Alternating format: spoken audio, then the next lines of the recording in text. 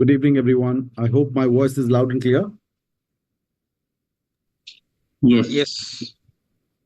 Right. So let's get started now. So yesterday we completed almost the half of a yellow belt section, which we had to cover up. Now, as per the schedule, we will be completing the yellow belt remaining topics. So yes, we are free to go and give our yellow belt exam after we complete the session today. So first thing first, these are the remaining topics. If we just go back and check them out, these are the remaining topics which are left for Six Sigma perspective. Yesterday it was more on the lean side. Now today is more on the Six Sigma side because and just a perspective because the rest any which ways the project related activities will start when we get into day 3 because that's how the projects will start with the like how does actually a project will be initiated, how will you select that project. So yes, we'll be able to understand the different stages how Six Sigma works today itself, because it's this the major part is actually the Six Sigma one. Well, so starting with the first thing first, which is the definition of Six Sigma. Anyone would like to help me out with the definition as per your understanding? What is Six Sigma? If anyone wants to pitch in, your interpretation of Six Sigma. It's basically to deal with the defects or errors in the product. So the lesser we have, the more the quality. Absolutely correct. Absolutely correct. So Six Sigma is all about the quality, ensuring the defects don't happen. Like so, whether it's a product, service, or anything for that matter, we just want to maintain like expected performance level. So Six Sigma is all going to be dealing with that. I'm just trying to go and frame a sentence, a statement here to define the Six Sigma here. Like so, it's a statistical approach. Statistical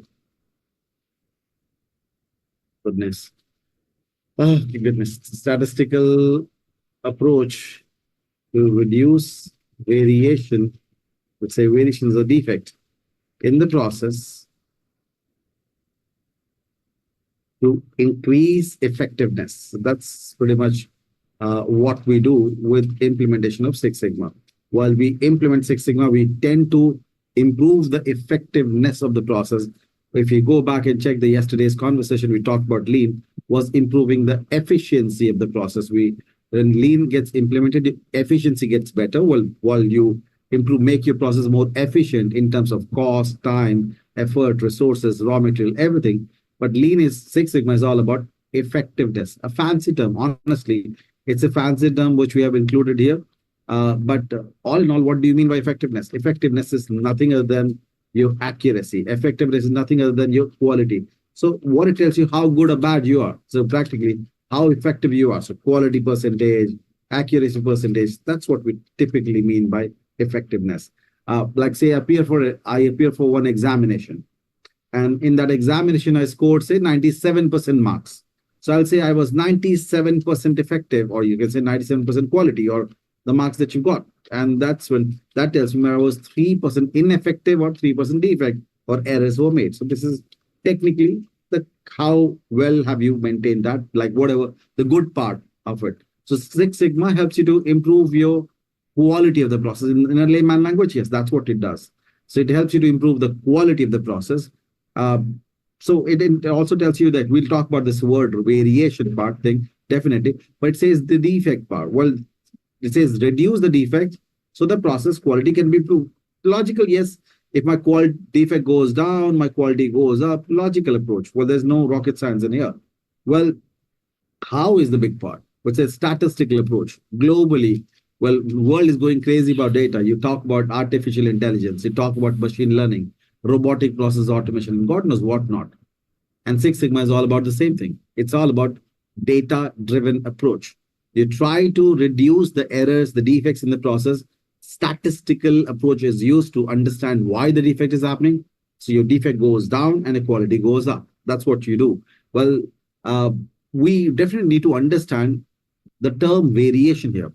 If you are asked a question about this in a job interview, and unfortunately, if you don't use this word variation, trust, it will be considered as an incomplete answer. You may tell me that it's a defect reduction. Well, it is, but it will be considered incomplete because the core essence of sigma level, well, how the sigma level gets calculated. It's all about variation. Well, so all in all, what is this term variation? Let's understand that. We all understand logically, but again, let's try to get a formal picture of that, what variation stands for here.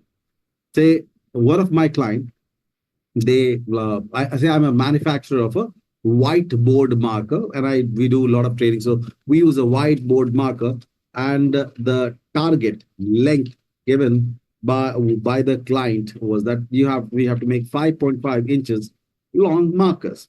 So my team and we are into manufacturing these markers only. So my team started manufacturing based on the requirement, and we manufactured some markers, and this is what I could get at the end of the production. Some sample were checked, and I was shocked.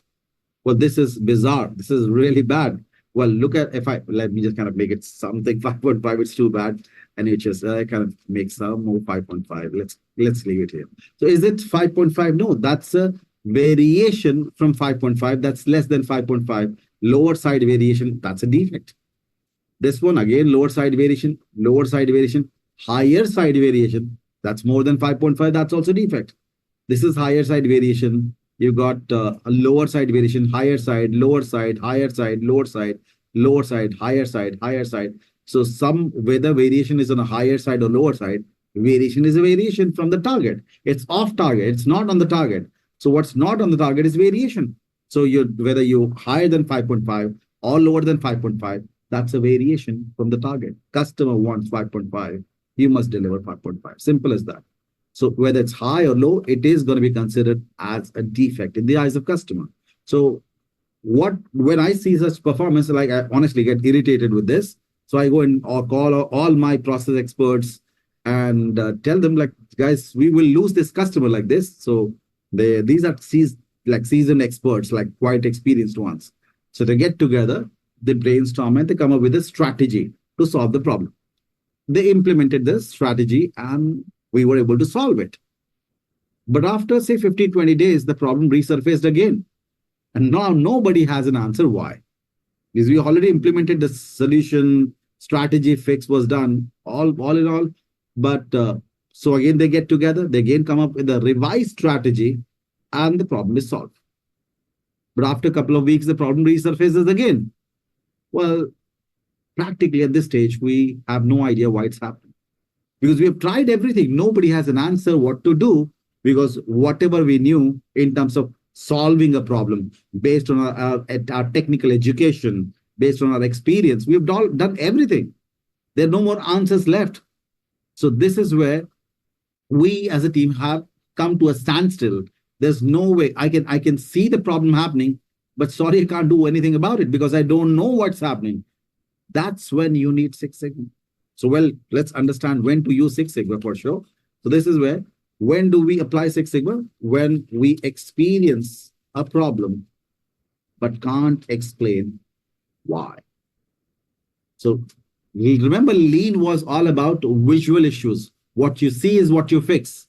And here, what you don't see is what you fix. Technically, where the Lean ends, the journey of Lean ends, Six Sigma journey starts from there. So while we may have tried our strategies and all that, so when do we go about implementing it? When we have tried, tested, and failed in solving a recurring problem, including Lean. We must have tried everything, including Lean. So whatever visual issues were there, we figured out the waste and everything. We did everything. Everything has failed, and still the problem is had. So we have exhausted. So, well, it looks like the problem root cause is not superficial. It's complex. Somewhere deep down, we need more advanced tools to find out why is it happening. That's when you need Six Sigma. So it's not your first choice. It's always the last choice. So you all are experts in your area. You got your education, your experience. You're all doing a great job already. Aren't you successful? Yes, you are. So Six Sigma is not a substitution for your current knowledge. It's an addition to the current knowledge. So what you've been doing till date, it's great. It's invaluable. Like, practically that experience, that knowledge cannot be replaced with anything. So that's a gold mine. Please try to solve the things the way you've been solving all this while. And yes, there could be certain scenarios where we've tried and we are not getting success, something is not working out. That's when Six Sigma comes into picture. So it's a last choice when I will go ahead and kind of go with Six Sigma, because I should solve things which can be normally solved. I should do it normally. Why bring in Six Sigma for every simple thing where you don't need it? Things which can be simply solved, things which can be solved with Lean, go and solve with Lean. There's no need of Six Sigma. When I say Six Sigma, please keep this in mind. I'm referring to a complete project, Well, will I use the tools and techniques in Six Sigma in bits and pieces? 100% yes. Whether I'm doing a project or not, all the learnings of this course, I will start implementing instantly in my real world. Well, for example, will I start establishing control charts? Yes. Will I wait for a project to have control charts? No. Implement, execute them, get the benefit. Well, when you're dealing with Sigma level calculation, would I do Sigma level calculation? Yes, without a project also, I'll implement it. That itself will show me a great deal of improvement. So doing a project is a big deal, like risk management. Would you do it? 100% yes, we'll do risk management even without the project gets initiated. So whatever you're doing, please use these tools and bits and pieces, whatever you learn, and start applying it. You don't need a project to start using these tools, because whatever you do, these tools will come into practice in every possible job role. So some bit of tools should start at least getting used to those tools. And yes, I am referring to a complete project where everything has been tried, tested. It's a chronic problem we're dealing with. And then you need a Six Sigma complete project to be done. But otherwise, use them in bits and pieces. There's a lot of tools we learn, and I would definitely use that. So even without getting a complete Six Sigma project, you can showcase the improvement to the management. Well, it's a lot of companies may not have a Six Sigma culture already. So it's very hard for you to convince the management, okay, well, let's do a Six Sigma project. Well, they don't know it. There's no culture already. So when you can show them improvement with your basic implementation, so collect some data before you start making those small bit of changes here and there, and then have that data. Because remember, like for any improvement, you have to quantify, you have to measure the improvement and then show to the management before and after. So without getting a project, even by implementing these tools and techniques, you can showcase what you have been able to contribute. Well, there's nothing called freelance. So people needs to be, it's very much important that people should be shown what you're contributing. And that's why before you start making any changes, you'll be required to collect data, understand what's before you actually started changing things. Well, things have to be collected. This is how we were. And now post strategic changes, what I've been doing in bits and pieces also, how we have been improving, quantify, showcase, show to the management. So they get confidence in Six Sigma, you get confidence in Six Sigma. And yes, ideally the best situation is where there's no culture of Six Sigma. Don't ask for the project. Let management see the results and then approach you. What can you do this Six Sigma project on this one? That's the right approach, because asking is going to be a big deal. Asking, convincing them, show them results, they'll automate, because it's a very big cost.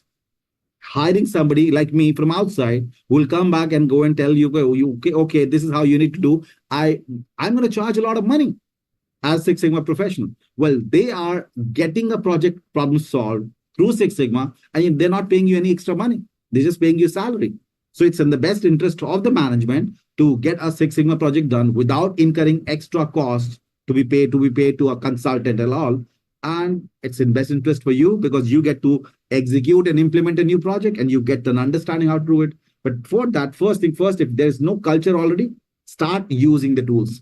Let your results speak for itself. That's how ideally it has to be approached. Wherever the core management is not well versed in the Six Sigma culture. So all in all, I'm talking about a complete implementation, but please start using the tools we will learn, because they can be simply just implemented. You can just go and start seeing the improvement, tracking improvement. It'll make things simpler for you, more visible for you, so that you are able to track and improve the process. Having said that, let's take a quick example like here. So I hypothetically just want to check with everyone. Is it okay and clear? Basically, what and where does Six Sigma comes into the picture? Just a quick check. High level. I would definitely want to get into some more details. At least high level, are we able to get a perspective where does Six Sigma has to be applied? When you've tried, tested, and failed, and say a chronic problem keeps coming back. And that's when you go with Six Sigma, because I don't know what's happening. So it's like, okay, it's like, say I go to a doctor and I tell the doctor, a family doctor, I really trust this guy. And I tell this guy, doc, I am like, we got high temperature. And so this doctor gives me a paracetamol, which is a very common medicine, which you give for bringing the temperature down. The body temperature goes down. You don't get cured with that paracetamol. It's generally in a medicine world, we call antipyretic medicine. Antipyretic is just for the temperature to go down. That's it. It doesn't cure. So high temperature goes down when you don't have that medicine. You can just have cold sponge. That also can do the same job. But by the way, so if somebody takes a paracetamol, after a couple of hours, the fever comes back again. You have one more paracetamol, well, fever goes down. But again, after a couple of hours, fever comes back again. Why? Because you're treating the symptom. The symptom is that you're having high temperature and you're just having paracetamol. So that's just going to treat the symptom and bring the temperature down. But since the reason why you're having the high temperature has not been cured, which is infection. So unless you treat the infection, the fever will keep coming back. So we need to treat the infection and not the symptom. So for us to treat the infection, I need to know what type of infection. Because infection can be of different type, the bacterial infection, viral infection, fungal infection. And for every type of infection, there will be a different kind of treatment required. Antibiotic, antifungal, antiviral. So a good qualified doctor will not give you medicine just like that. A good qualified doctor will ask you to get a blood test done first. When I see the blood test, I see the report, I get to see, okay, well, this guy has got a problem with bacteria. Okay, give him antibiotic. This guy has got a problem with virus thing. So well, let me give him antiviral. So when I know what's causing the problem, I can give you a solution. The problem is, if I don't know what's causing the problem, what solution do I give you? And that's the situation we are in, because we have no idea what's happening. We have tried, tested, it's just happening. We've exhausted every method, but I don't know how to fix it, because I don't know what is the cause. And that's why you need Six Sigma. So we are exactly going to work like a qualified doctor who will not prescribe a solution because I don't know. Well, because there is a problem going on and there's a chronic problem. So, well, until I collect data, I perform data analysis, I cannot tell you why this problem is happening. And for me to tell you why the problem is happening, you got to give me the project. For simple as that. There's nothing called freelance. So you got to give me the project, assign me the project. I will do my research and I will be able to tell you why is this happening. Let's take a very simple example. The conceptually, the application has to be understood clearly. So let's pick up one more example to understand it better. Let's say my company is into manufacturing drones. We manufacture drones in research and development. So R&D department, we designed and developed a drone, and this drone was supposed to fly 30 minutes with one single charge. When we charge it fully, well, it flies for 30 minutes. It's tried, tested, good job done. Amazing product designed and developed in research and development. Now it's into production. So we start manufacturing at mass scale to be able to sell this in the market. The drones that we are manufacturing now, they're barely flying 5 minutes and they're falling down. And it's been like we have tested multiple drones and the same problem with everyone. Maximum 5 minutes and they fall down. Well, we're not able to figure out why. So can you let's kind of list down the list of causes here. Can you list down some reasons why this drone may not be flying more than five minutes? What can be the possible reasons? Battery issue. Battery, okay, battery. Weight. Motor, maybe. Motor, yes, absolutely. Motor. Could be the weight material of the defects. drone itself. Yeah. Remote, absolutely. Remote. Electronic parts and like the aerodynamics, yes. The propeller. Propeller, okay. Oh, propeller. I am just using propeller. Okay, whatever it is. Propeller. Okay, goodness. I guess that's the one. Design issues we covered in the aerodynamics part. What else? I guess the operator, right? The person who's flying probably not experienced enough or skilled enough to do the job. The nature, the conditions, the physical, like a wind, wind conditions, the height from which we're flying, all those environmental factors will come into picture. What about the weight of that thing? Quality of material, I guess we captured. No, we have quality issues could be there. What else can be there? So wing size, probably let's kind of include, and we can include a real expert in this area, and this guy could give you probably 10 more to add to this list. But let's say this is the list we have discussed and explored as a team. Now, if we have to find out and we have to solve this problem, let's pick up top 3 problems that we will be targeting. Can you let's pick up the first one. In your opinion, out of this list, what should we be targeting first?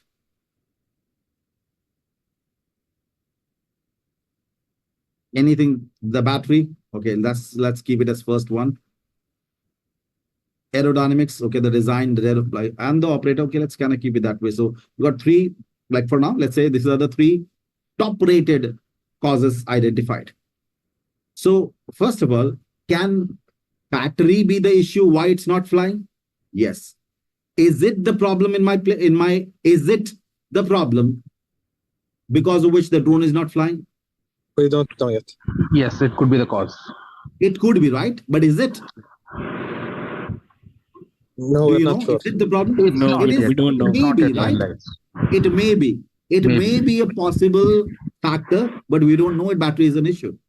It may be one of the reasons which we believe. Yeah, so yes, all of this is a list of probabilities.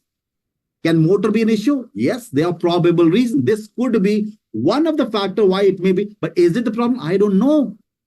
Is material defect can be problem? Yes. Is it the problem? I don't know. It may be. Remote can be problem? Definitely yes. Is it the one? I don't know. Aerodynamics can be problem. Well, is it the problem? I don't know. All these are probabilities. All these are probabilities. So I can't go and tell my people to work on battery because I don't know.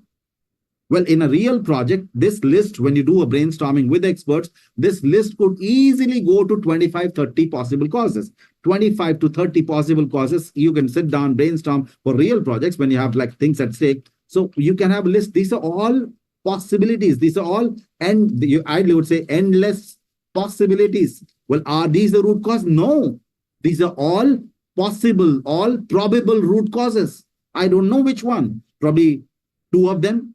Probably 3 of them, probably 5 of them, probably 1 of them. I don't know. These are all endless possibilities. Keep speculating. We sit down. Was there any validation, justification, any proof? No.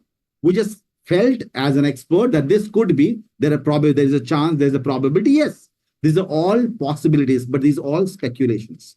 Speculations, possibilities, probabilities, too, whatever we call this. But we don't know whether these are root causes. Well, some of them may be, but I'm not sure which one. So if I have 25, 30 possible cause, will I tell my experts to solve all 25, 30? No. Why even try to fix something which is not even broken? Things which I need to understand which one is the real root cause. So that's what I will do when I will collect some data, perform my statistical test, and after that I can tell my experts exactly which one is the real root cause and how much is it impacting. Why is it not flying? I can tell you. Rather, my gut feeling, I can tell exactly which one is the root cause. So we will get out of the zone of uncertainty and we'll be absolutely sure this is causing the problem, this is not. This is causing the problem, this is not. That's what we bring to the table. The clarity. We get to know what is the real root cause. So yes, we may start with a list of probable 25, 30. So we collect data, perform statistical tests, find out actual root cause. And then when you know the actual root cause, every industry has experts like you. You tell them, if I tell you what is causing the problem, you always have a solution. My problem here is I don't know what's causing the problem because there are endless possibilities. So what we need to do is with the help of Six Sigma, we bring the clarity. This is what is causing the problem. And that's when the process experts will take the charge from there on. All we have to do is get the clarity on the table. So because in real sense, there can be a lot of things I don't know where to kind of start here. So Six Sigma is all about getting the clarity on the table. So while we do the analyze, and we'll understand when do we do all that. So we'll talk about different phases of Six Sigma. We'll go through that. We'll understand what will be the first phase, second phase, third phase. When do we do what activity? We'll be covering that up. But that's typically the high level understanding of Six Sigma, what we deal in. Now, when somebody says that my process is working at Six Sigma level, see, the couple of numbers I want you to know, I want you to memorize. There will be very limited things I'll say, memorize it, because everything is calculated and you will know the formulas. Formulas are very simple, easy to work out. But since it's Six Sigma level, I want you to memorize this one. It's not, there will be very, probably in the entire course, I may see like 4 or 5 things. I'll say, memorize it. Only 4 or 5 things, not more than that, because everything has a formula. Everything has calculation. So you can't so the ones which are specific to Six Sigma, I want you to memorize. So if somebody says my process is working at Six Sigma level performance, my quality percentage of the process will be 99.99966%. That's the quality percentage of the process, which is working at Six Sigma level. Well, can we calculate? Yes, we will know the formula. We'll know the formula. You can calculate Sigma level for anything. But since it's Six Sigma, just memorize this number. And you can also calculate this number. You can calculate anything, honestly. But again, there are formulas for calculating anything here. So we'll learn those formulas, and they're simple ones. If my process is working at this quality, my defect rate of the process is measured as 3.4 DPMO. And I'll explain what is DPMO. Or it's also expressed as 3.4 ppm. Both are Six Sigma level performance. The defect rate in the process will be measured either as DPMO and ppm. There are certain industries which use DPMO, certain industries which use ppm. So we'll understand when, not right now, we'll get to that point. Well, which industry, what kind of industry will use DPMO, what kind of industry will use ppm. So we'll cover that portion, because when we get to Sigma level calculation, here is the topic. I just want to make sure that you understand. This topic will be tested right here, DPMO, ppm, and all that. So when we start calculating Sigma level, so we'll understand both are meant for Six Sigma, but some industries will be going for calculation based on DPMO method. Some will be doing a ppm. So what does it mean? It means that 3.4 DPM means 3.4 defects per million opportunities. And this one says 3.4 ppm, 3.4 parts per million. So if my process is working at Six Sigma level, that means this is the quality percentage. This process will be making a maximum of 3.4 defects in 1 million opportunities. Well, what if I talk about this marker? We were trying to talk about marker manufacturing. If I make 1 million markers, the maximum defective marker I'll have is 3.4 in 1 million. Maximum probability of having a defective marker in 1 million is just 3.4. That's negligible. That's almost zero defect. Practically, this is what Six Sigma can do. This is absolutely incredible performance, with 3.4 in 1 million is nothing. So practically, so you can write it in a which ways, 3.4. The performance level is 3.4 defects in 1 million, which is 6 zeros, 4, 5, 6. If I make these many items, the maximum defect rate will be 3.4 in 1 million. Absolutely phenomenal performance level. There are formulas where you can calculate Sigma level. You can calculate defects to convert a defect level. Like if you give me any random number, with the formula I can convert what will be the Sigma level. If you give me Sigma level, I can convert that to this like a defect rate. Everything. It's very simple formulas, but please memorize these numbers. This one is still, because you will know the formula how it gets calculated, but this one will be highly recommended, because during job interviews, people do ask this question, because you're coming from Six Sigma. At least you should know what is Six Sigma performance. So this is why I want you to memorize. Otherwise, you have a formula, you can do anything, whatever you want. So these are few numbers to keep in mind for now. Having said that, when somebody says Six Sigma or whatever Sigma level, what is the Sigma level? Let's understand literally what do you mean by Sigma level. So Sigma level is a weird definition, honestly. It's a defect measuring scale. It's not about how good you're. It's a defect measuring scale. It doesn't measure how good you're doing. It measures how bad you're doing. Look at this 3.4 defects in a million. It's measuring your defects. It's actually a defect measuring scale. Let's see how does it work out. What is the scale? to understand some concept is important to get the clarity from the beginning itself. 0 sigma, yes, we have it. 1 sigma, 2 sigma, 3 sigma, 4 sigma. It's a scale. So 4, then you have 5 sigma, 6 sigma, 7 sigma, 8, 9, 10, 11. Never ending. It's like you measure height, weight, time, temperature. You have a scale to measure. Like, so there is a scale. So this goes on and on, never ending. Similarly, there's a negative scale also. You have -1 sigma, -2 sigma. So sigma levels can be positive, sigma levels can be negative. It's just a measurement method for defects. How do you measure defects? You can measure defects in terms of sigma level scale. It will go both sides. It's just a scale to measure defect. One of this number on this scale is what we know right now is 6 sigma. So we know this number. If my process is making 3.4 defects in 1 million, I'll say my process is working at 6 sigma level, which happens to be the global standard. And that's why we're learning Lean Six Sigma. This is the standard. Well, big question is, are we looking at the best possible sigma level, or there are industries working at higher than 6 sigma level? Oh, James John has already given the answer here. You're right about that. Like deeper is not more. It is, well, okay, it's in the airline industry. But again, is there any industry where you have higher than 6 sigma level, or is it the best? No, we have Pharmaceutical industry. banking, airlines, Pharmaceutical.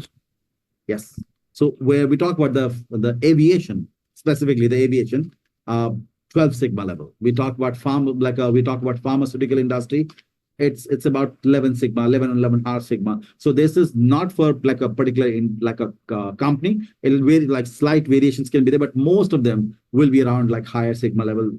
See, bottom line, the concept we're trying to establish here is aviation industry, 6 sigma level is a horrible sigma level.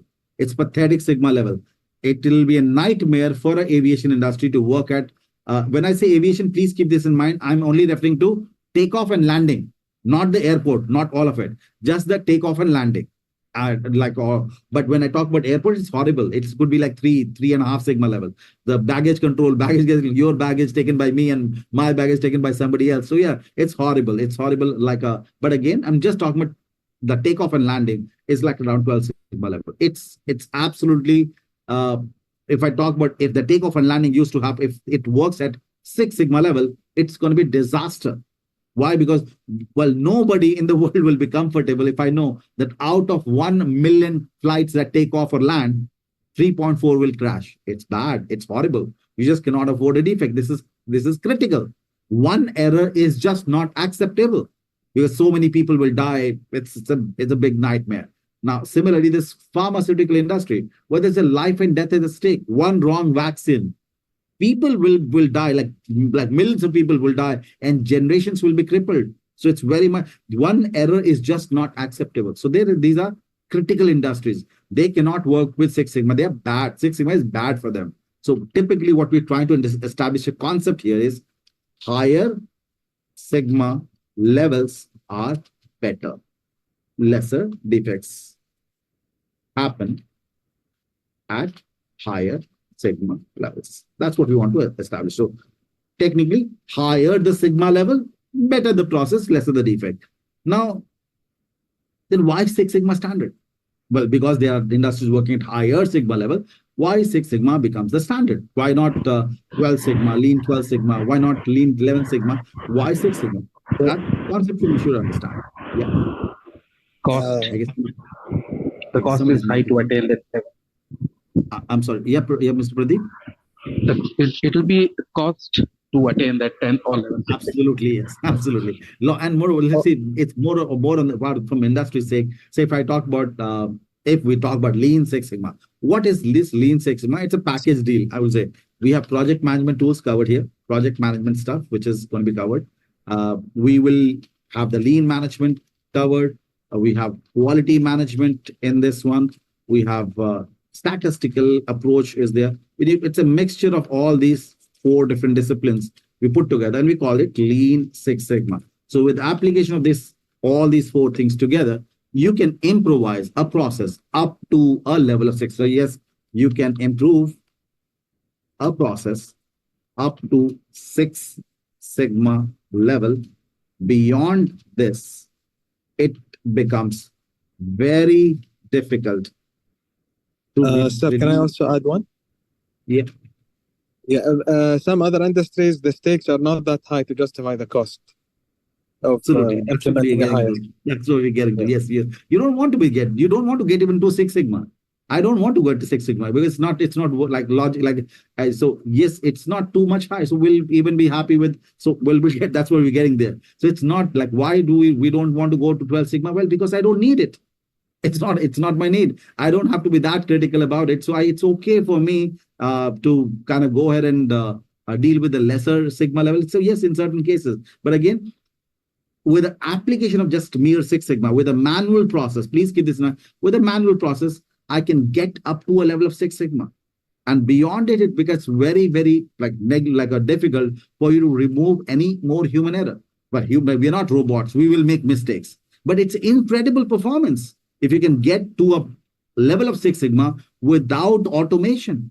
It's a great performance. Well, if I just think about this industry, this company was talking about manufacturing markers. If this company starts manufacturing markers, which is like at Six Sigma level, that means 3.4 defective marker in 1 million marker manufactured. Well, do you think this company will invest even a single penny to reduce any more like a defective marker? No, logically it does not make sense. Because for me to go beyond Six Sigma, I have to do automation. I have to do like this robotic process automation or some sort of AI integration. That will be a big, big cost. But these industries, the critical one, they don't have a choice. They have to invest that money because they cannot afford one single error. Well, big question is, for this company or most of the companies, technically, is the cost of defect is nothing.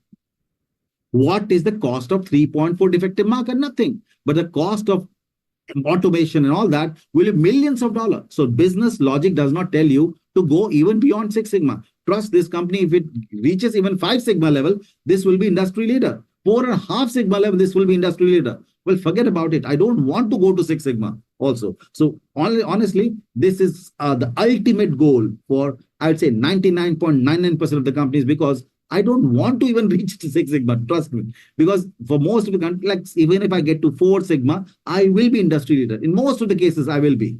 In some cases, I may need 4.5, but this is phenomenal.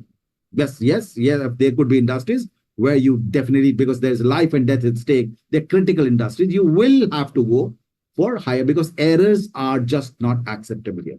Barring that, this is the end goal for everyone, like in general industries.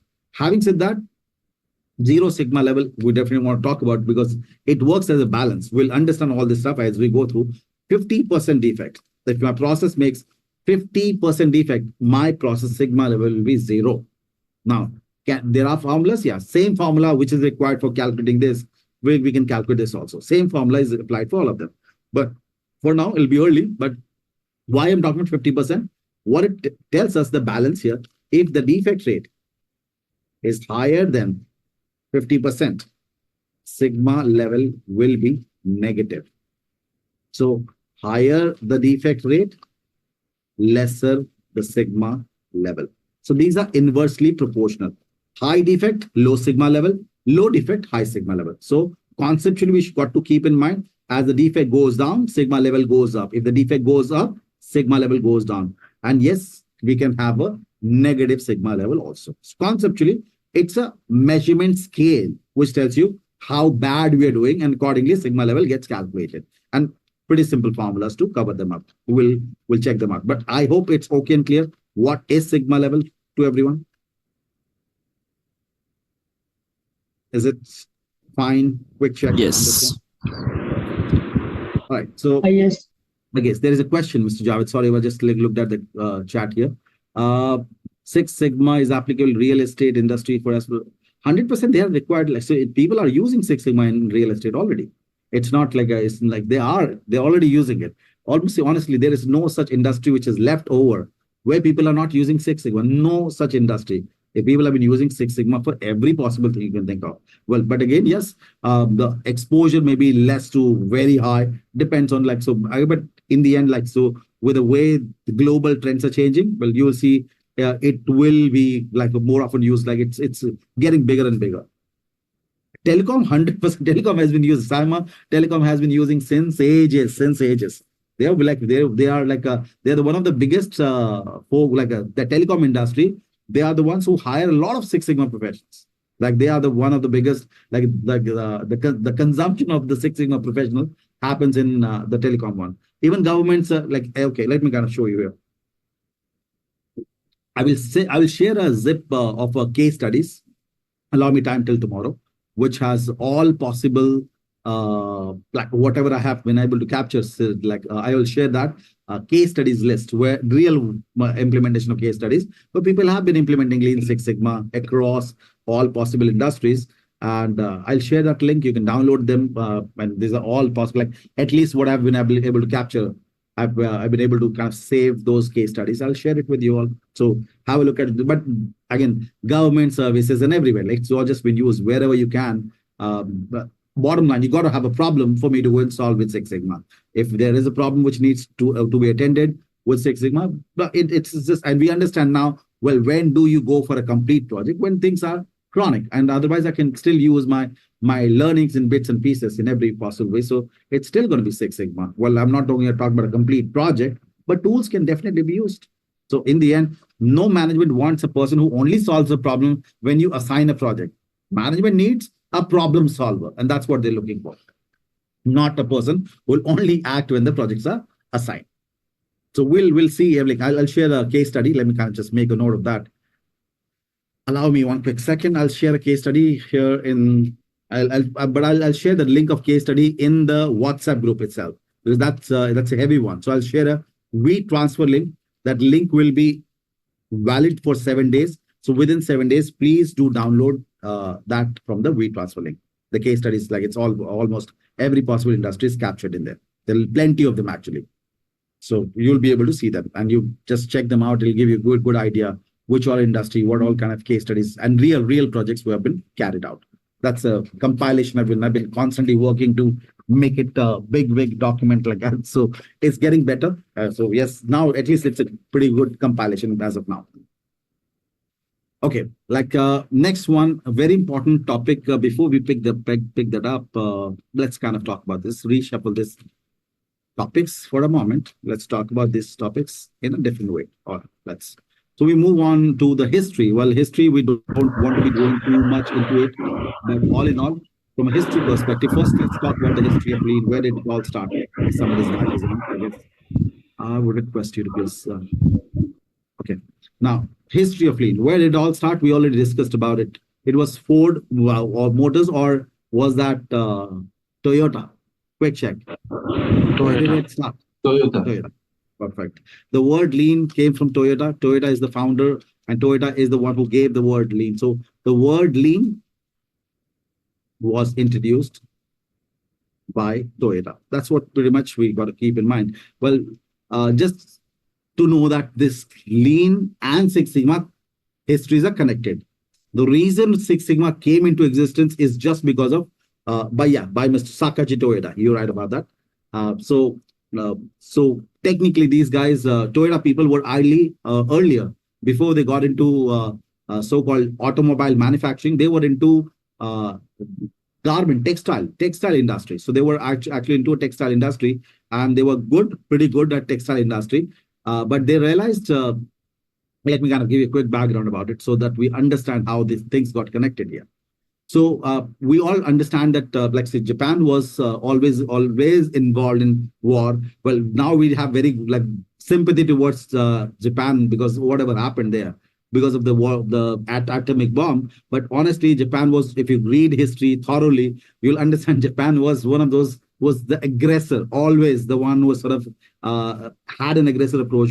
They used to capture everything, whatever, like it was not the good sign, was displayed initially. They were involved in the war, like they were pro-war all the time. First World War, Second World War, and finally this all happened. Since Japan was constantly engaged in war, their economic condition was in a bad shape. But still, they did not stop the war. They were so economically it was weak, but and post this bombarding which happened, the entire thing, obviously it was economically they were weak. Things did not work out. Post bombardment, everything got was in a bad shape. So as a country, they had a choice that either if you file for bankruptcy, or you regroup as a nation with limited resources and all, whatever, but again, get back. And that was a difficult job to be done. But these guys, honestly, they chose the difficult option to regroup as a nation with limited resources. And since we're talking about the industrial part now, so the Toyota company, which was initiated by Sakachi Toyoda. So not Toyota, but Toyoda, Sakachi Toyoda. These guys were into textile. Now, in the textile business, they minted a lot of money, but during that time, they realized that global trend is shifting towards automobile industry because the new cars were getting big, like for the first time, new car. The only two companies which were in the market were Ford Motors and the General Motors, the General Motors cars. So these guys realized that if we have to really make a name for ourselves, we really need to make sure that we have to go and get into this upcoming trend, which is automobile, and not get into textile. So they shut down the textile business with all that money. They started the Toyota Motors company. And these guys understood that we can't beat General Motors because they are massive, they're big, they don't have a problem with capital infrastructure. We have all sorts of problems. They can't beat Ford Motors also. They are giants. So we can't beat them in volume, but the only way we can beat them is in quality. So they decided that with whatever, we'll make less cars, but our cars should be the best cars. It should be customer oriented.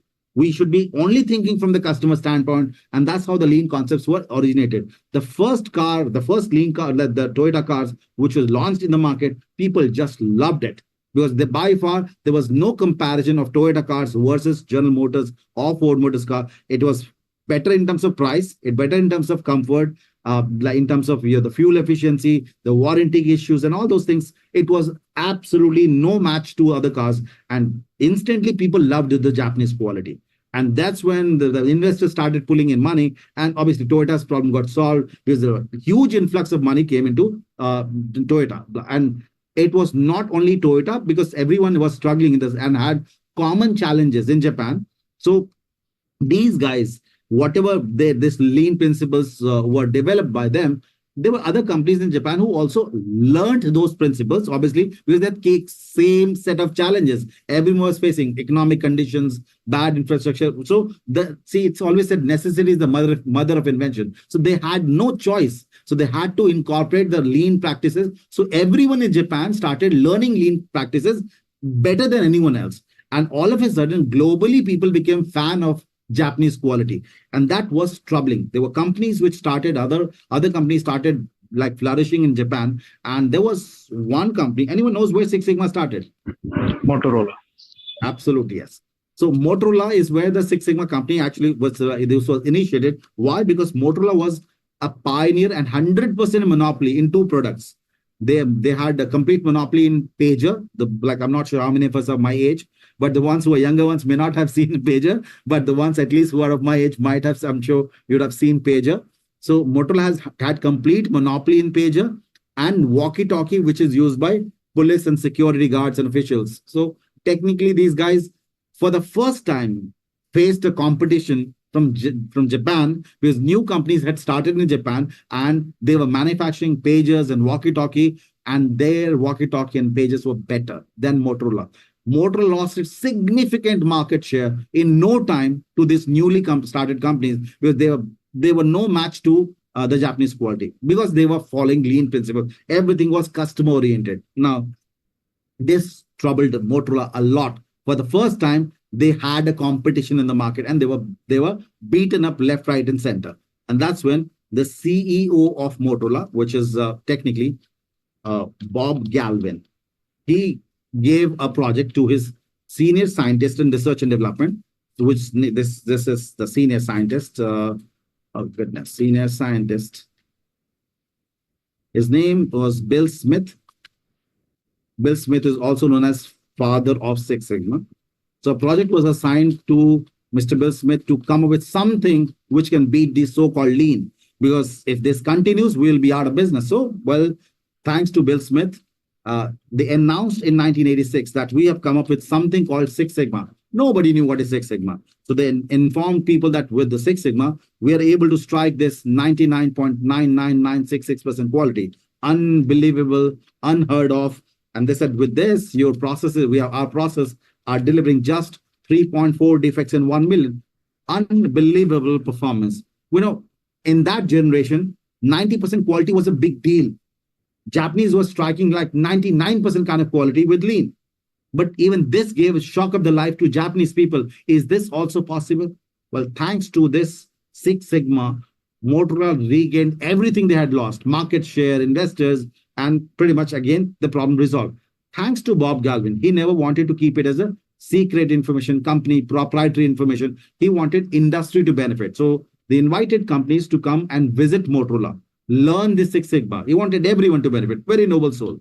So this gentleman, like the people from ABB, Asian Brown Boveri, which is the global company, Allied Signal, and Honeywell, big names.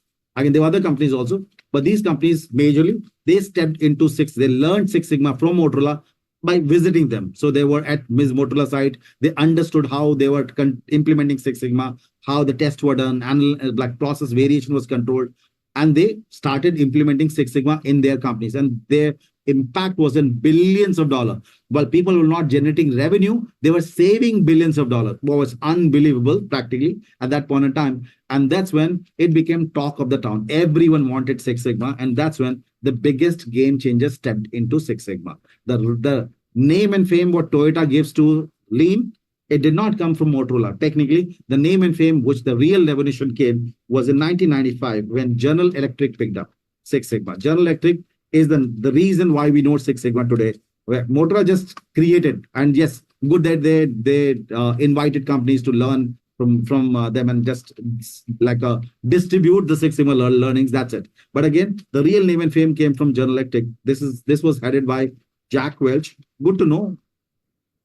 Jack Welch incorporated Six Sigma as a company-wide continuous improvement philosophy, so that going forward, we continue to work with Six Sigma philosophy. These guys are so huge, even till date. They use Six Sigma for themselves. They use Six Sigma for their customers, and they became a consultant like me. That you got a problem, hire us as a consultant, and we will solve your problem with Six Sigma. So they made a big deal out of this Six Sigma sort of thing.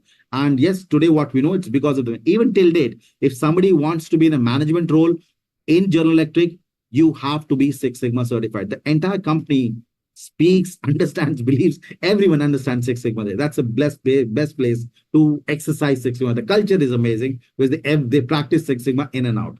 Now, these guys, pretty much that's how the histories are connected. But these guys had a very big role to play in the change of Six Sigma. We'll learn about the Six Sigma framework, and we'll see these guys made a massive change in the Six Sigma. They have a big contribution in shaping of Six Sigma. What we're going to learn today. So practically, we'll come to that part, but let's park it for a moment, that section. Let's understand what did they change in Six Sigma in the framework part. Now, before we get there, is it okay and clear? The history of Lean and Six Sigma, is that fine with everyone?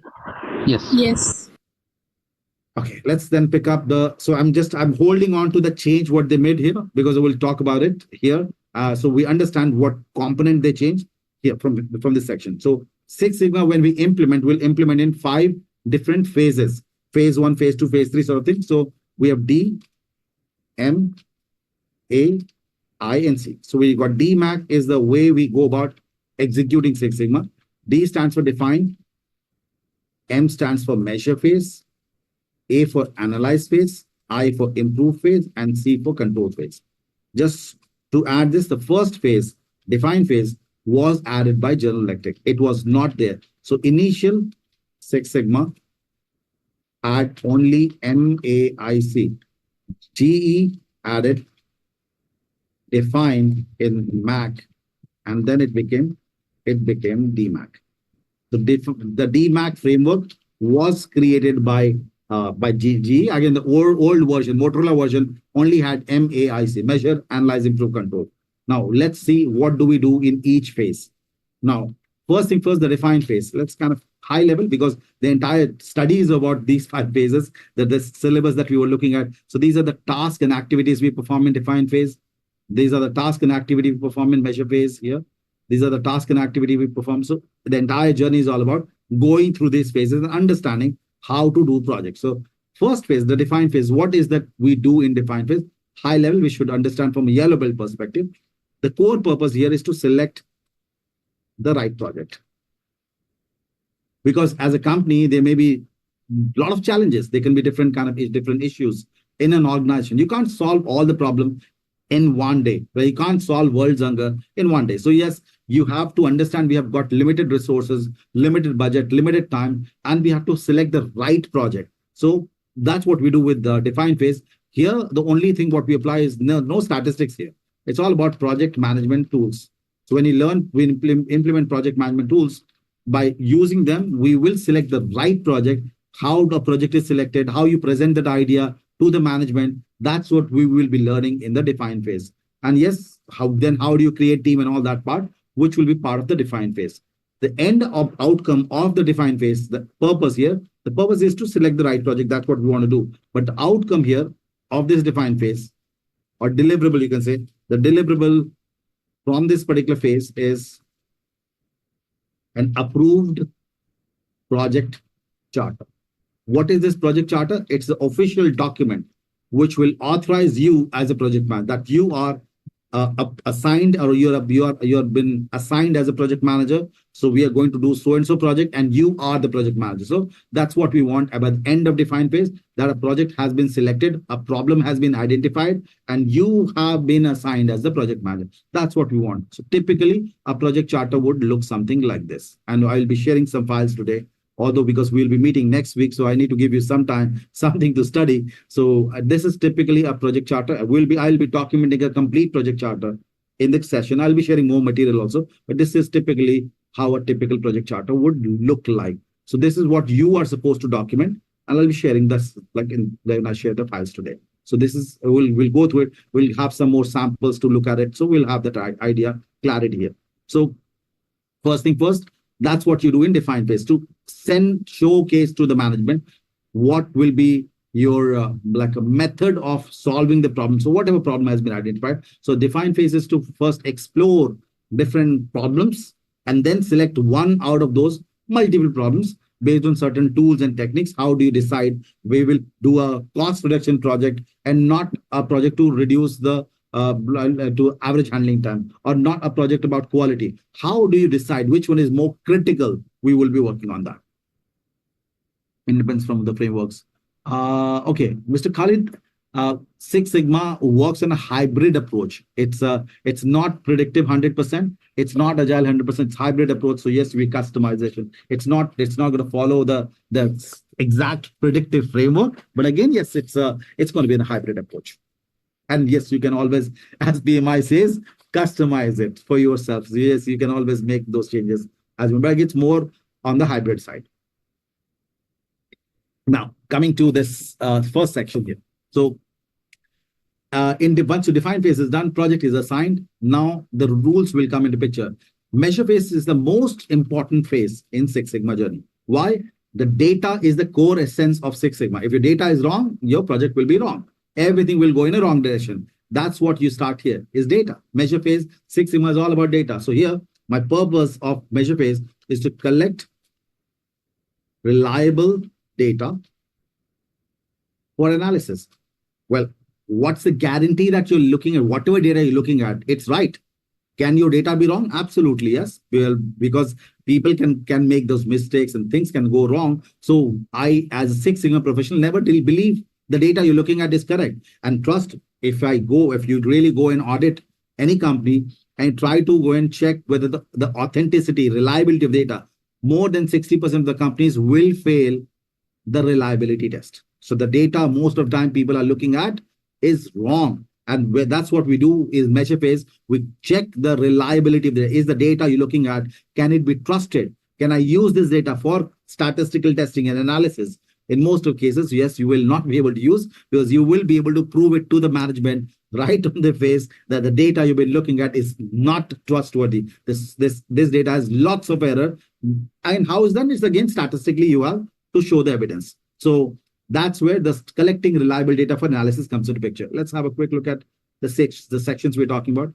This is where we're talking about the reliability and part of it till this point. So this section of measure phase is all about understanding how the data will be collected, how many samples will be collected. Would you collect 100 samples, 200 samples? There is mathematical calculation for how many samples will be collected, how the samples will be collected, how many and how you'll collect them, and then statistical validation of data, quality, authenticity will be done.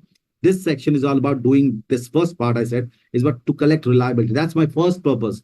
Once I know my data is collected, authentic, it's reliable, then we do baseline process performance. What do you mean by baseline process performance?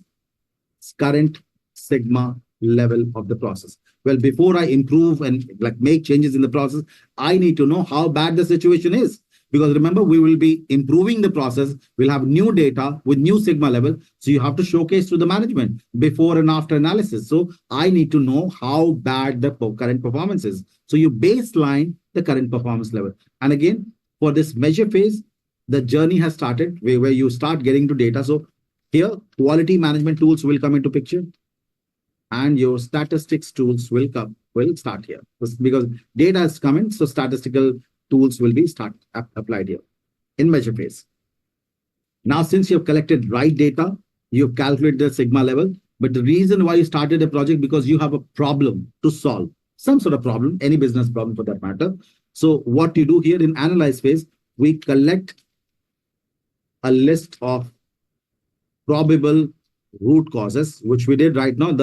The drone example we had, we collect a list of probable root causes, collect data, perform statistical tests to find out real root cause. That's what you do. So core purpose of analyze phase is to find out which one is the real root cause because of which you're facing a problem. And that also requires quality management and statistics.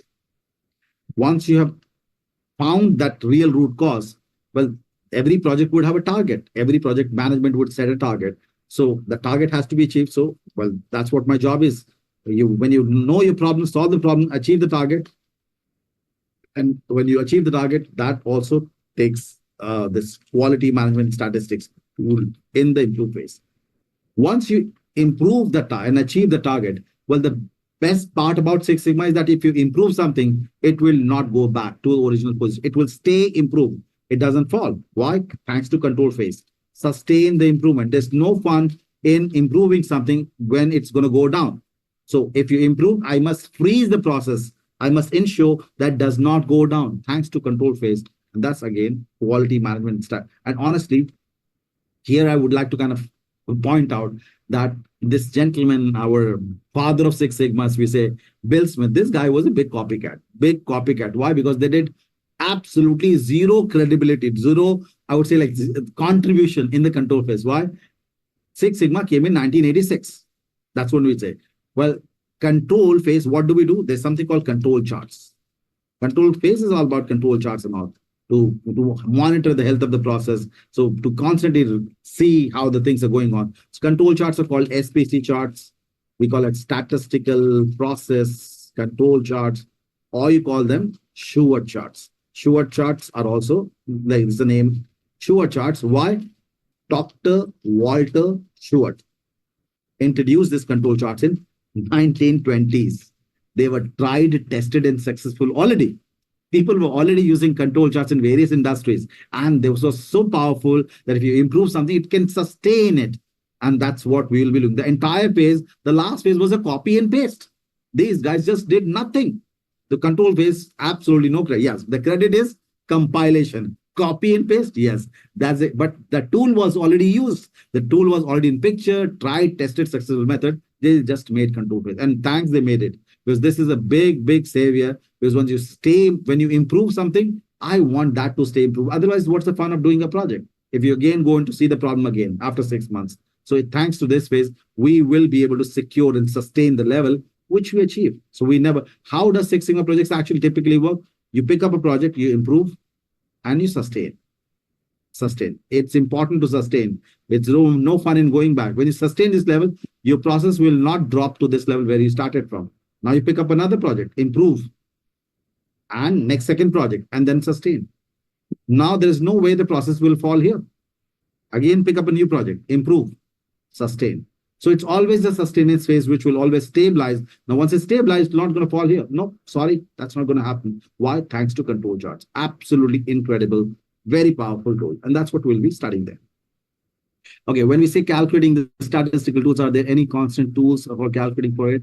No, they are like different, like, so there will be different tools used in different phases for different purposes. Well, these are so all been put together in a statistical tool. So there's like, depending on different scenarios, will be, as we go through, this is the sequence of all those events. So every event, what will be used in what scenario, like 7 quality tools will be used, and different other tools, and statistical testing will be done. When what will be used, the entire phase, the entire journey is exactly in the sequence. So we'll be able to understand how to use it. Will, so there's nothing which can be kind of labeled that this tool is used at one place.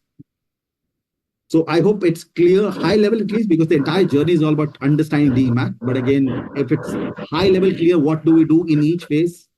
Yes, Ashu, but just one quick thing on the define one. Even to define, in the define phase, even to select a right project, that means, let's say there is some problem with something that is not working correctly. So even there, we do have some basic data, right, to understand that something is not going correct. Let's say you're not meeting your SLAs, or your defects are more. Yeah. We're not doing a statistical testing there. So we're not trying to do a root cause analysis. Yes, we may be looking at some data to identify this project. That's definitely there, but not the statistical testing, because I don't know it's a root cause. And but basically, you have a data to pick the project. Yeah. So say the defined phase, what we do, we collect the voice of customer, we classify the voice of customer, then the project selection is done through multi-criteria, and that needs the data. That needs data, discussion, and there will be a lot of, and then finally you select. So there will be some data, but not from analysis standpoint, because I will not be analyzing something and not get into a complete project, unless you approve me a project. So once you approve, that's when I will start the measure phase, unless we have done it.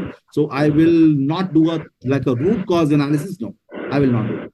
I'll just try to use data to decide whether do I do a project or B project. So if I look at, and let's just have a quick look at this sample, quick one.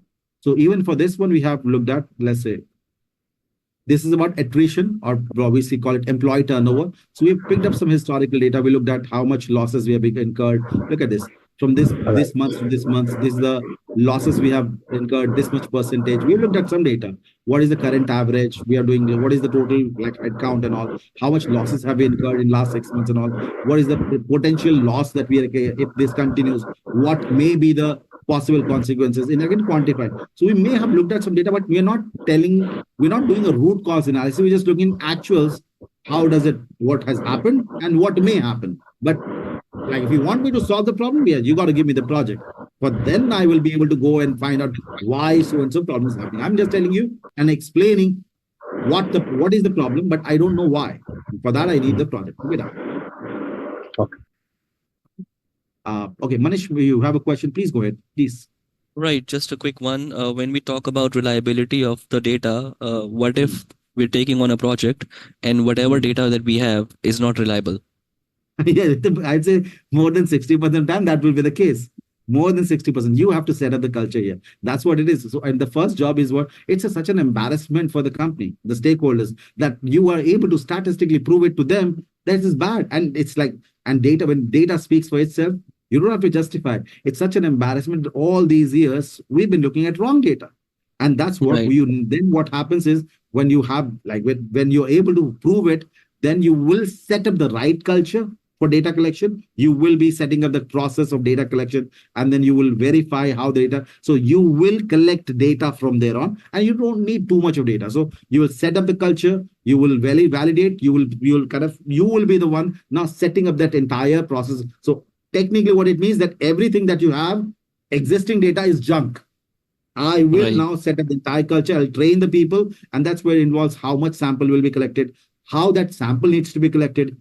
When the data gets collected, do you know whether it's been collected correctly or incorrectly? How do you verify? There will be some statistical tests to be performed, and this is not one time. It's going to be a regular activity which will be done. So the people who are involved in data collection, they will be constantly checked, because today I'm doing the right job. What if I get casual? My behavior becomes casual and I don't pay the kind of attention I need to. So, well, today I'm doing good job. It's quite possible I will become like little casual, and my data which is collected is wrong. For example, I pick up an item and I'm doing quality audit for a sample.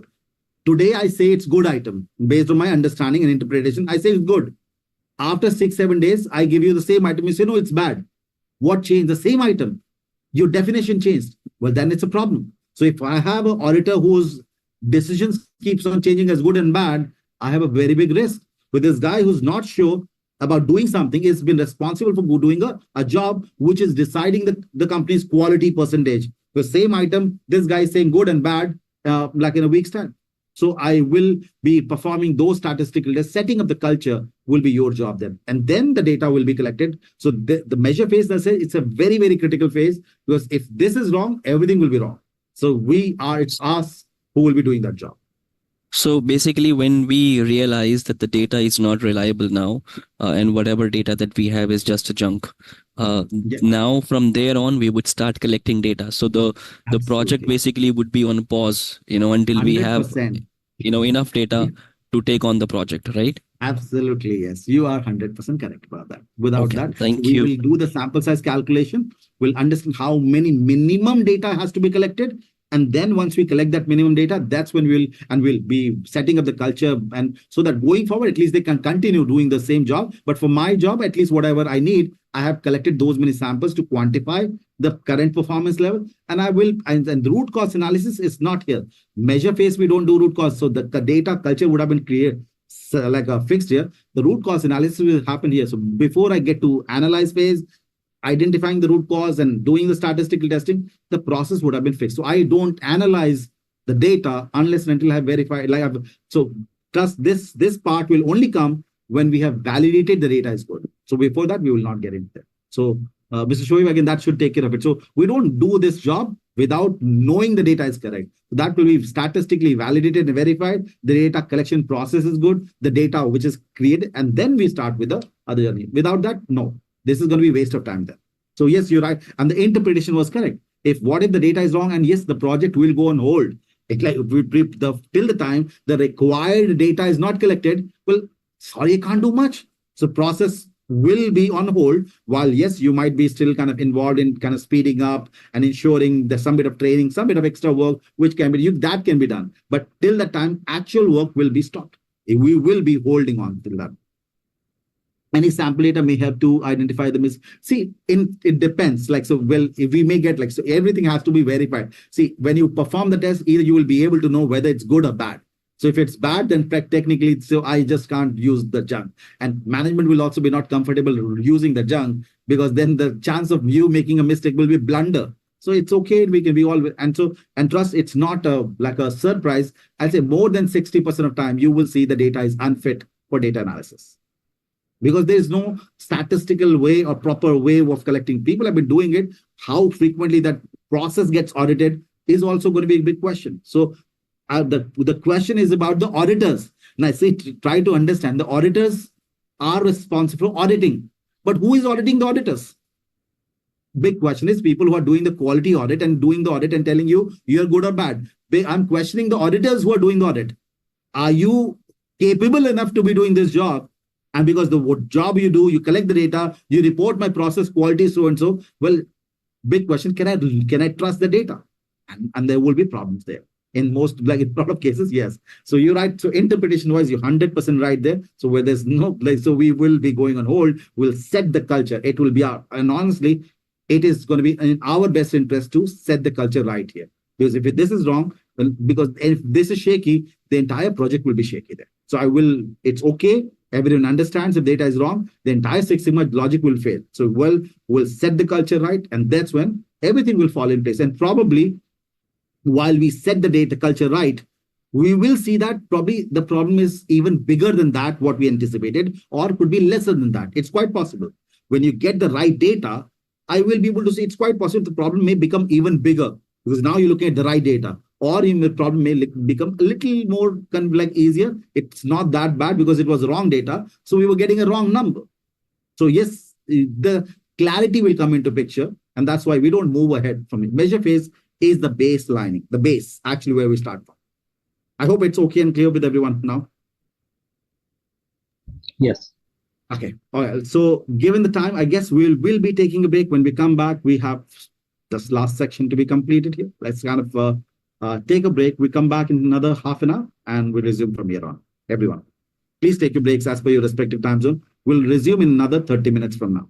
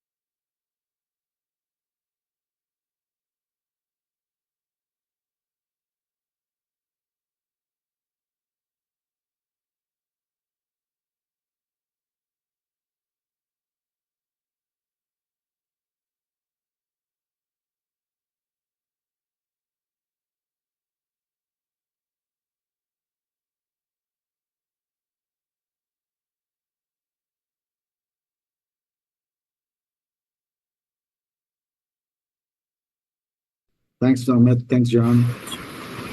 Yes. Perfect. So before going for the break, we just briefly discussed about this DMAIC, which is what we'll be covering it up in entire lectures that we'll be doing over a period of like the 12 sessions. It's all about detailing them.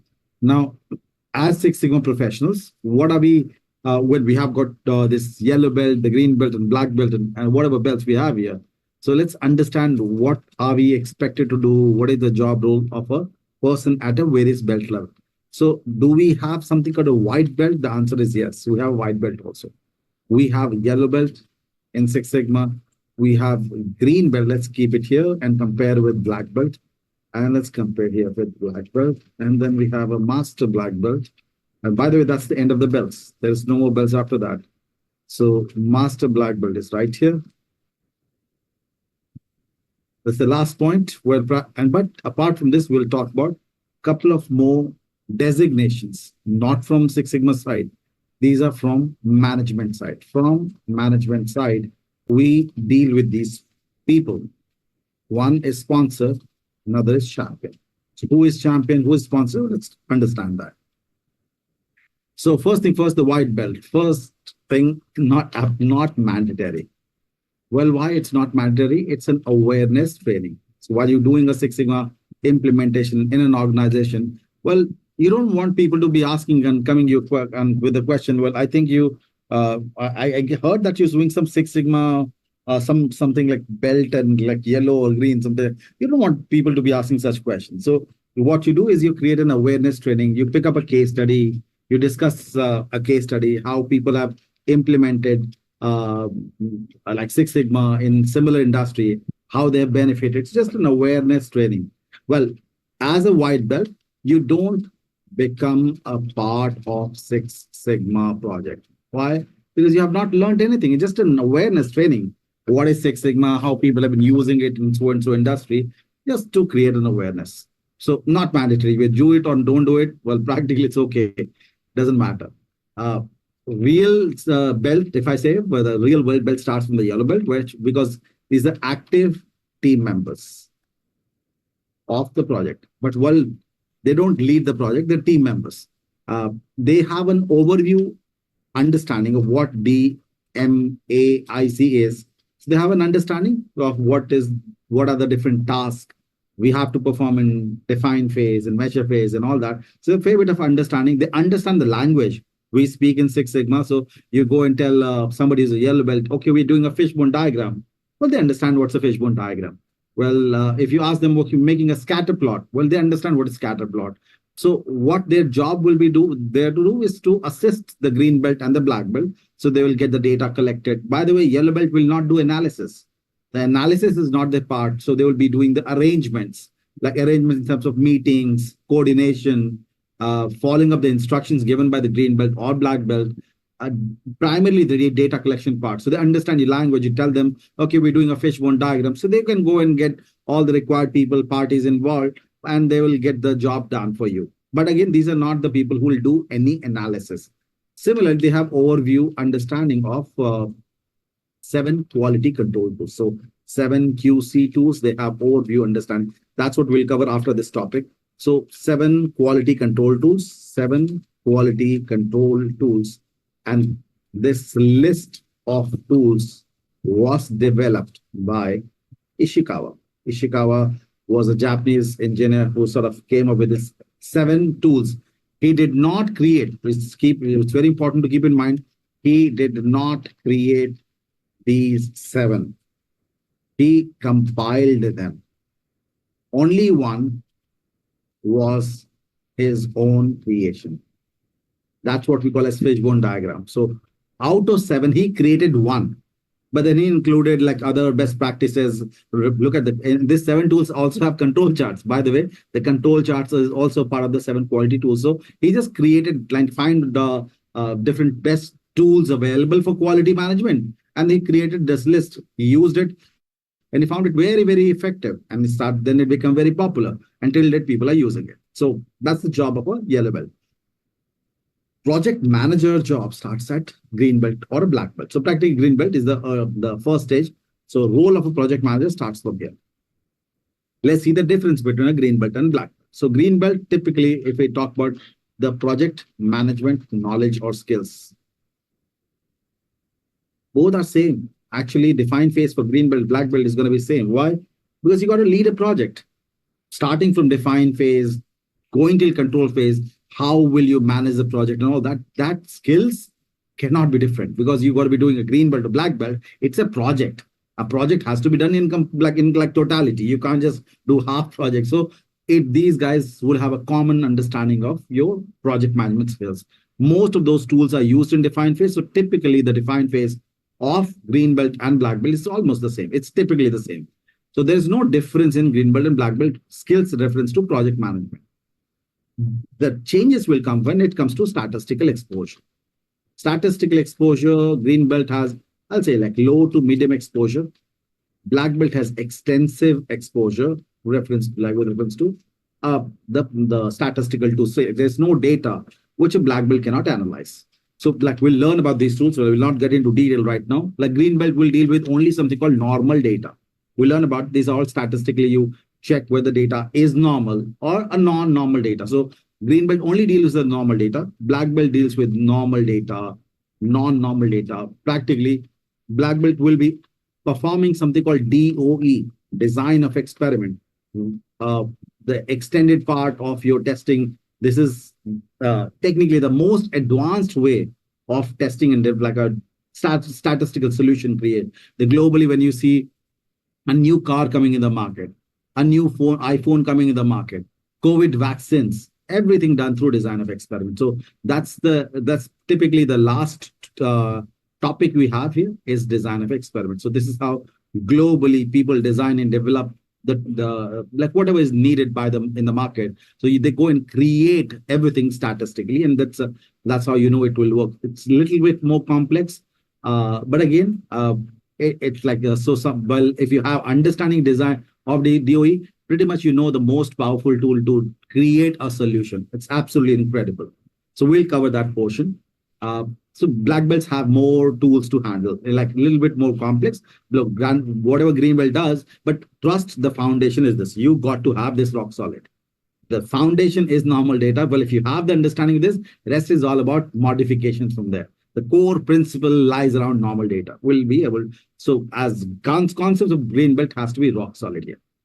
Then if I talk about project duration, like a typical, like because it will vary from project to project, problem to problem, industry to industry, like so it will vary, and how bad the situation is, how high the target you have set for yourself. So duration will vary, but typically most of the green belt projects take about 4 to 6 months. That's all. So green belt projects are not too long, like not too complicated. Typically takes about 4. Well, can there be an exception?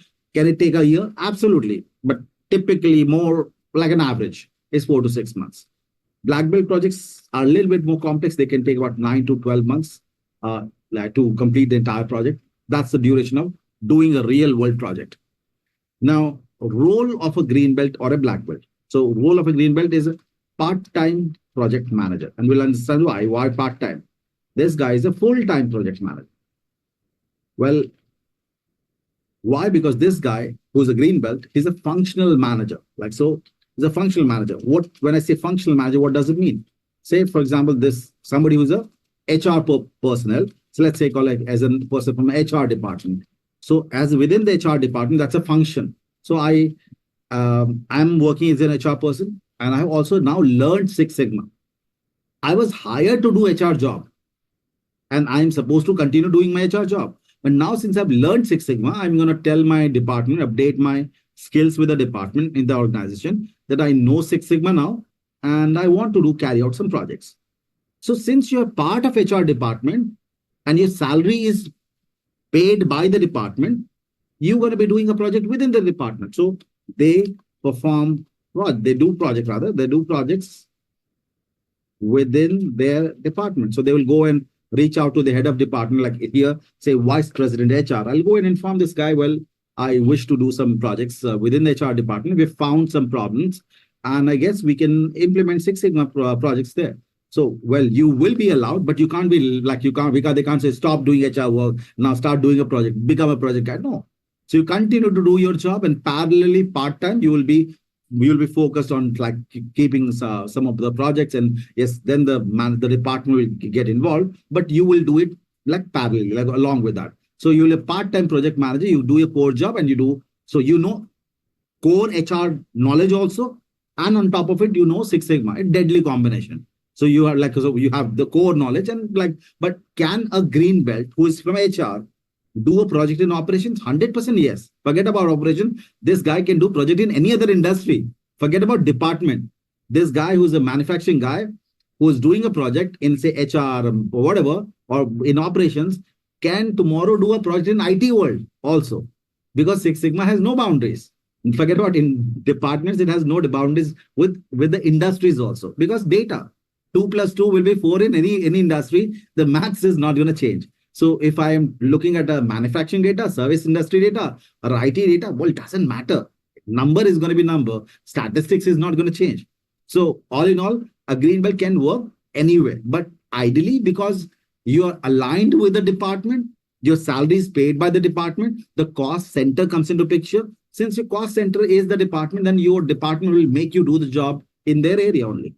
But unless the head of the departments, like so VP operations says, okay, like is a close friend of HR guy and says, well, I want your HR guy to be doing some projects. So then you can start working as shared resource if they have got agreement there. But ideally, they will be doing projects within their department. So whenever we conduct these projects globally with all the corporates, at least wherever, and like honestly, there's no such industry where I've conducted these projects and trainings.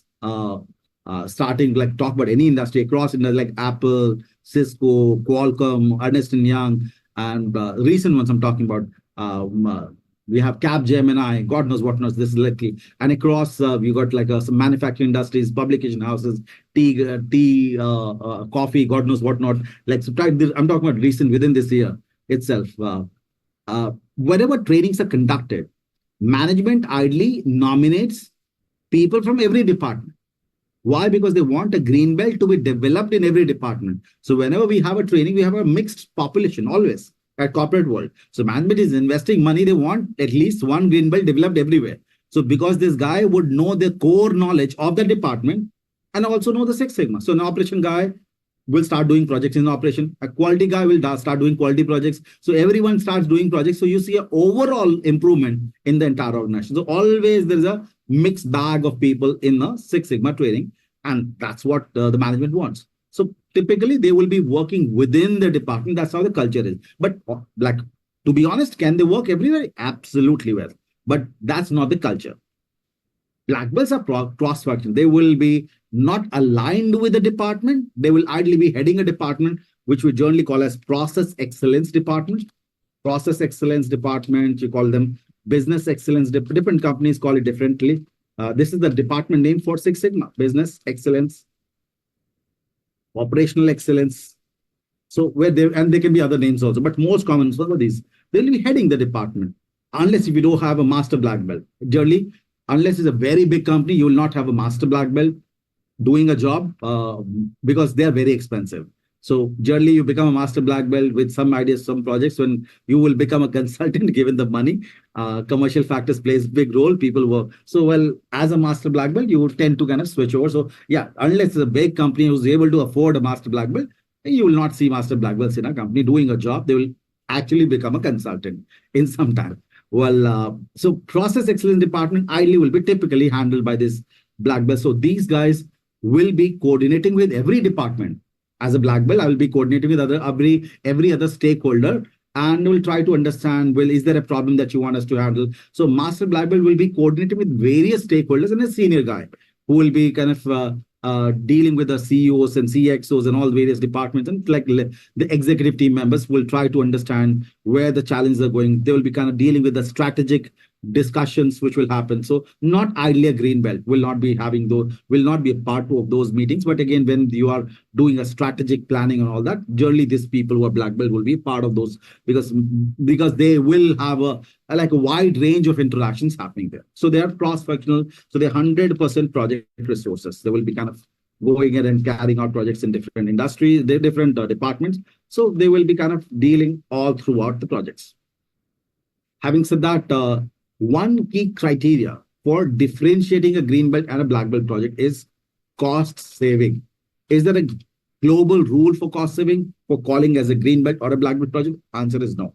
Well, GE, I'm just going to talk about quote GE for a moment. GE says if your cost saving is less than $10 million, they call it as a green belt project.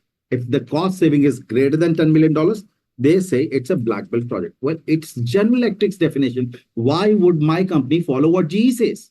GE is not my boss. So, well, the company's leadership team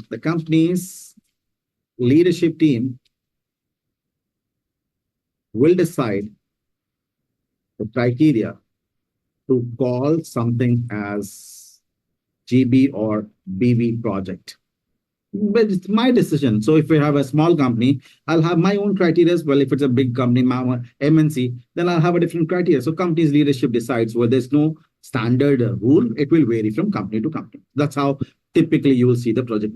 But generally, a black belt project will be a cross-functional project. So in a black belt project, you will see multiple departments involved. So there could be multiple green belts working with black belt. So a black belt will be overseeing all those. So say probably there is a problem where HR is also involved in that project, and the problem has to do with HR, problem has to do with training, problem has to do with operations, problem has to do with procurement, and God knows what not other department. So since you have a green belt in other department, they're doing those mini projects in that area, but somebody has to oversee everything. So that mega overview will be coming from the black belt. So black belt will sort of be overseeing all those projects, and collectively overall, it's a black belt project. So yes, you will be giving feedback to those people. You'll be mentoring them, giving them, because see, technically people who are doing a project within their department, they are then talking the mini project, which is green belt section there.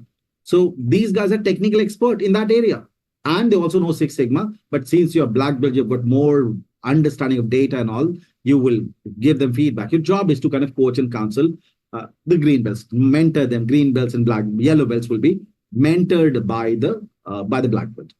Now, typically coming to the master black belt section. Now, master black belt is simply an experienced black belt becomes eligible to apply for MBB, master black belt.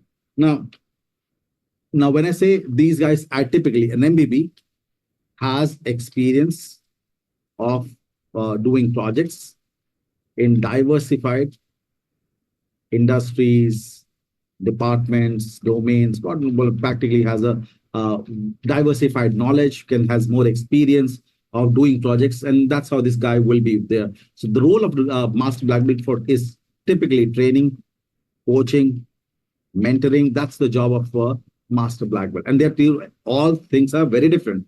Training is different from coaching. Coaching is different from mentoring. Well, just a quick one, like how it is different from green belt. Like what is when you say training, coaching, mentoring?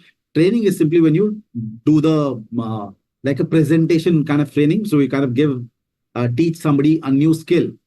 But when I teach somebody a new skill, you don't get the practical understanding of it. So, but it's just a new skill that I've learned, but I don't have an understanding of implementing it. Coaching takes you to the next level. So what do you do in the Six Sigma training? What we're doing right now, it will be a coaching level. We are not doing a training, because if I do a training, like when you do 6 PMP training, we have to use presentation. It's all PowerPoint. So you teach presentation, you teach theory, there's content there on the slides, you read that and you understand. So that's more of understanding. Coaching takes you to the next level where you demonstrate, we pick up a data, we'll analyze data. So it's more about doing it. And so while you are going through the coaching program, you are able to understand. So Six Sigma cannot be done through a training way. Six Sigma has to be learned the coaching way only, because you have got to do it. I show you how to do it, you replicate the same. So you have understanding developed at the level of doing it. That's coaching. Mentoring also comes into us in our part when we talk about you are supposed to do a simulation project. After you're done with this training, you pass your exam, you're supposed, it's not mandatory, but you're supposed to do the project. Because since you've learned it the right way, I will give you a problem. Why don't you solve it? Because that's what you're supposed to do in real world. So if you've learned it the right way, your concepts are clear, go ahead and solve a problem for me and give me a complete end-to-end project. And yes, if you get stuck somewhere, I'm there, no problem. I will be your friend who will be working with you throughout your project. It's not going to be a group project, and it's going to be individual project. You can select, there are some projects with us, you can pick up whichever you're comfortable, and then while you do the project, you get stuck, I'm there. So mentoring will take you to one more level where you do it and I'm there for you if in case you need me. So that's how that's the job of a master black belt, to take all these three things depending on whatever scenario. Sometimes you train, sometimes you coach, sometimes you mentor. The job is to kind of give, so this is more about doing while they're doing the projects and all. So master black belt will be responsible for training, coaching, mentoring, and all that. So as a master black belt, you do not do projects as such, like unless you're a consultant like me. If you're working in a company, well, you have a team. Typically, the team size is like 9 to 12 people. That's the max you will see, 9 to 10 people. I'm talking about a green belt, black belt mix. They will be green belt does green belt job, black belt does black belt job. As a master black belt, you do nothing. Well, I'm not saying won't say do nothing, but again, your job is to give them feedback, coaching, mentoring. Yeah, a big role of a master black belt in a company is to get projects for the department, get projects for your team. So yes, so coordinate with the management for projects. So that's what is like the job of the master black belt. Unless you're working as consultant, then you obviously on your own do this. Mr. Khalid, yes and no. The answer is no. But you say, do we need to have a certain number of projects to be black belt? It completely depends on institution where you're getting it done from. There are some institutions, because this is not a regulated one. So there are variations. Some companies say, some certification options say that you can do green belt just like that. But for black belt, you must have at least 2 projects done. That's when you can even apply for black belt exam. That's how it is. Well, some companies, some institutions say, well, you have to complete, like you must have done at least 10 minimum projects, and you should have at least trained for 80 hours, minimum 80 hours of training, and at least 10 minimum projects for you to go for a master black belt. And there will be institutions who say, well, practically, you keep doing this, you keep attending the training, learn the skills, go and do your exam and get the certification done. You will be certified. Now it's up to you for you to go and implement and execute that. So it depends on where are you getting it done from. Like IMC would not have the requirement for you to do a certain number of projects. No, well, you have to pass the exam and that's how you get certified. So variations will be seen, and it's not about good or bad. Like there are universities doing the same thing. So there are universities where also they are awarding the certificates for green. Like I've been training for a lot of universities. So like I know there are institutions like global institutions who are giving the Six Sigma green belt, black belt also without a project criteria. Because once you get the certification done, because I can't make you do a project, because see, there is a big constraint. Some people would have an opportunity to doing the project instantly because in their company, there is already a Six Sigma culture. But if somebody does not have a Six Sigma culture in their company, how would they do it? That's where the big constraint comes from. So, well, that's why there are universities who understand it. IMC understands it. So practically, this is not a rule. Yes, when you at least got the certification right, and then you start using the tools and bits and pieces, you can start creating at least a culture where your management can say, okay, let's start doing this. So you show them. Right? But there's no such guideline as such you need to have. There are so much variations and versions available. It completely depends where are you getting the certification from. So all are good, all are acceptable. The only thing is that you should not be taking a certification from an institution which is blacklisted among the corporate world. And there are some. I don't want to be taking the name. And on the contrary, I will say IMC has a very, very good high reputation among the corporates. Well, government institutions, government takes certification from IMC. Corporates have been taking certificates from IMC. It's loved, IMC certificate. But again, there are institutions where it's blacklisted. When people go from that institution, they apply, they simply get rejected, filtered there. Because unfortunately, they have been still teaching the same old stuff because things have updated, things have evolved. You can't be teaching theory and then expecting people to do practical stuff. So that's why corporates have realized that people, if I'm getting a certain kind of people from a particular data and the if the champion is convinced with the project charter, champion will go and convince the sponsor. Because this guy has a problem. This guy is the owner of the project. So this guy wants a problem to be solved. tries to find the right person, which is you, and would get a proposal, a project charter from you. If this guy is convinced, we'll go and talk to the sponsor and we'll try to go and get the required resources and funds, explain why a project needs to be done, because practically we have tried everything, it's not working out, and I'm really convinced with the project charter. And yes, the sponsor will allocate the funds to the champion. So project owner is technically the one who's head of the department, technically like the one who's leading the project. So my boss technically would be this champion, not the sponsor here. So sponsor is the one like will be funding. I will not, my interaction is with the champion. So this guy is responsible for approval, denial, or review of project. At the end of each phase, champion will do a project review. Champion is responsible for removing the roadblocks. When you come across a problem, loop in champion without delay. Well, it's not my project. It's not my project. It's champion's project. I'm just doing it for the champion. So if you've got getting a problem, say somebody is giving you a hard time, not giving data, giving you excuses, run around, and that's impacting your project, involve the champion. This person is at a high designation, is the owner of the project. Let this person know this guy will be able to take care of it. Now, having said that, very important part here. Champion may be a white belt, a yellow belt, a green belt, a black belt, a master black belt, or none. It's not mandatory for somebody to be a champion. Well, I am a head of a department. It's not. It's an extra skill I could have acquired, like you are acquiring. They might have acquired. Like I'm talking about like 7 or 8 years ago, I would say 10 out of 10 champions I would interact or coordinate with in an organization. 2 out of 10 were Six Sigma professionals. Nowadays, that number is 8 or 9. So the need at the senior most level for Six Sigma has increased significantly. When we used to conduct these trainings for corporates, what used to happen that first the training used to happen for managers, and then managers, then the manager level, and then their team members used to get trained. The first batch, the second batch. Now the training happens for the executive class first, the leadership team, not the manager level. So the CEO, CXOs and all, that the first batch always happens for corporate, for the senior most level.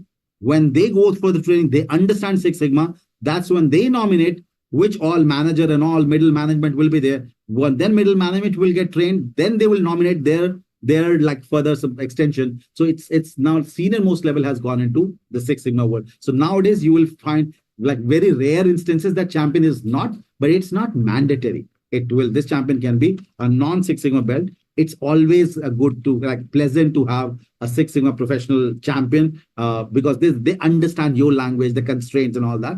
It makes the job easy. But again, you don't have a choice. We can't choose our bosses. So, well, it's fine. So, well, we can always be prepared for the worst. And that you have a person who has no idea how Six Sigma works. Well, you can. But again, most of them, these are rare cases now. Now, quick check on this one. Is it okay and clear? The roles, the belts in Six Sigma? Yes. Okay, perfect. Now, coming to the last topic that we have to cover up again, these tools will be used in detail in the subsequent phases. Yellow belt is just foundation level. So in the yellow belt exam, these 7 quality tools will be generally asked, like in terms of what is the purpose of this tool. So that's what because typically when you go through entire module, you will be using these 7 quality control tools. And when and where which tools are used, I'll keep on documenting. Not every tool is used not at the same place. So we'll understand when in the entire project which tool can be used, and actually when does it get started. So first thing first, this histogram. What is histogram? Let's see a quick example of histogram. So I'll be using Minitab now from here on. And by the way, you don't have to install Minitab. We will require Minitab for examination.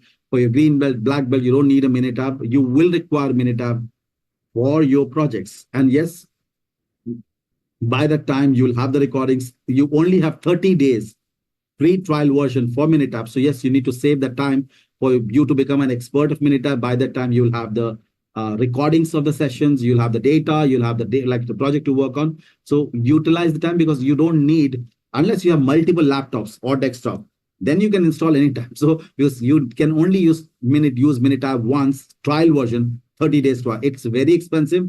Corporates corporates only gets 1 or 2 licenses.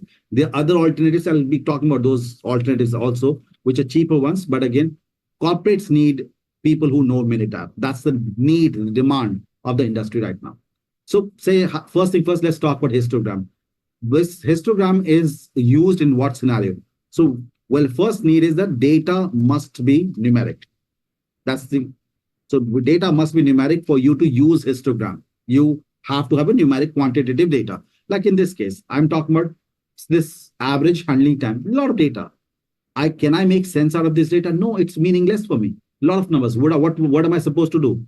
Memorize this? No, practically I can't make sense of this data. It's a meaningless data for me right now. So when I have a quantitative data, numeric data, I can use histogram to do what? So purpose.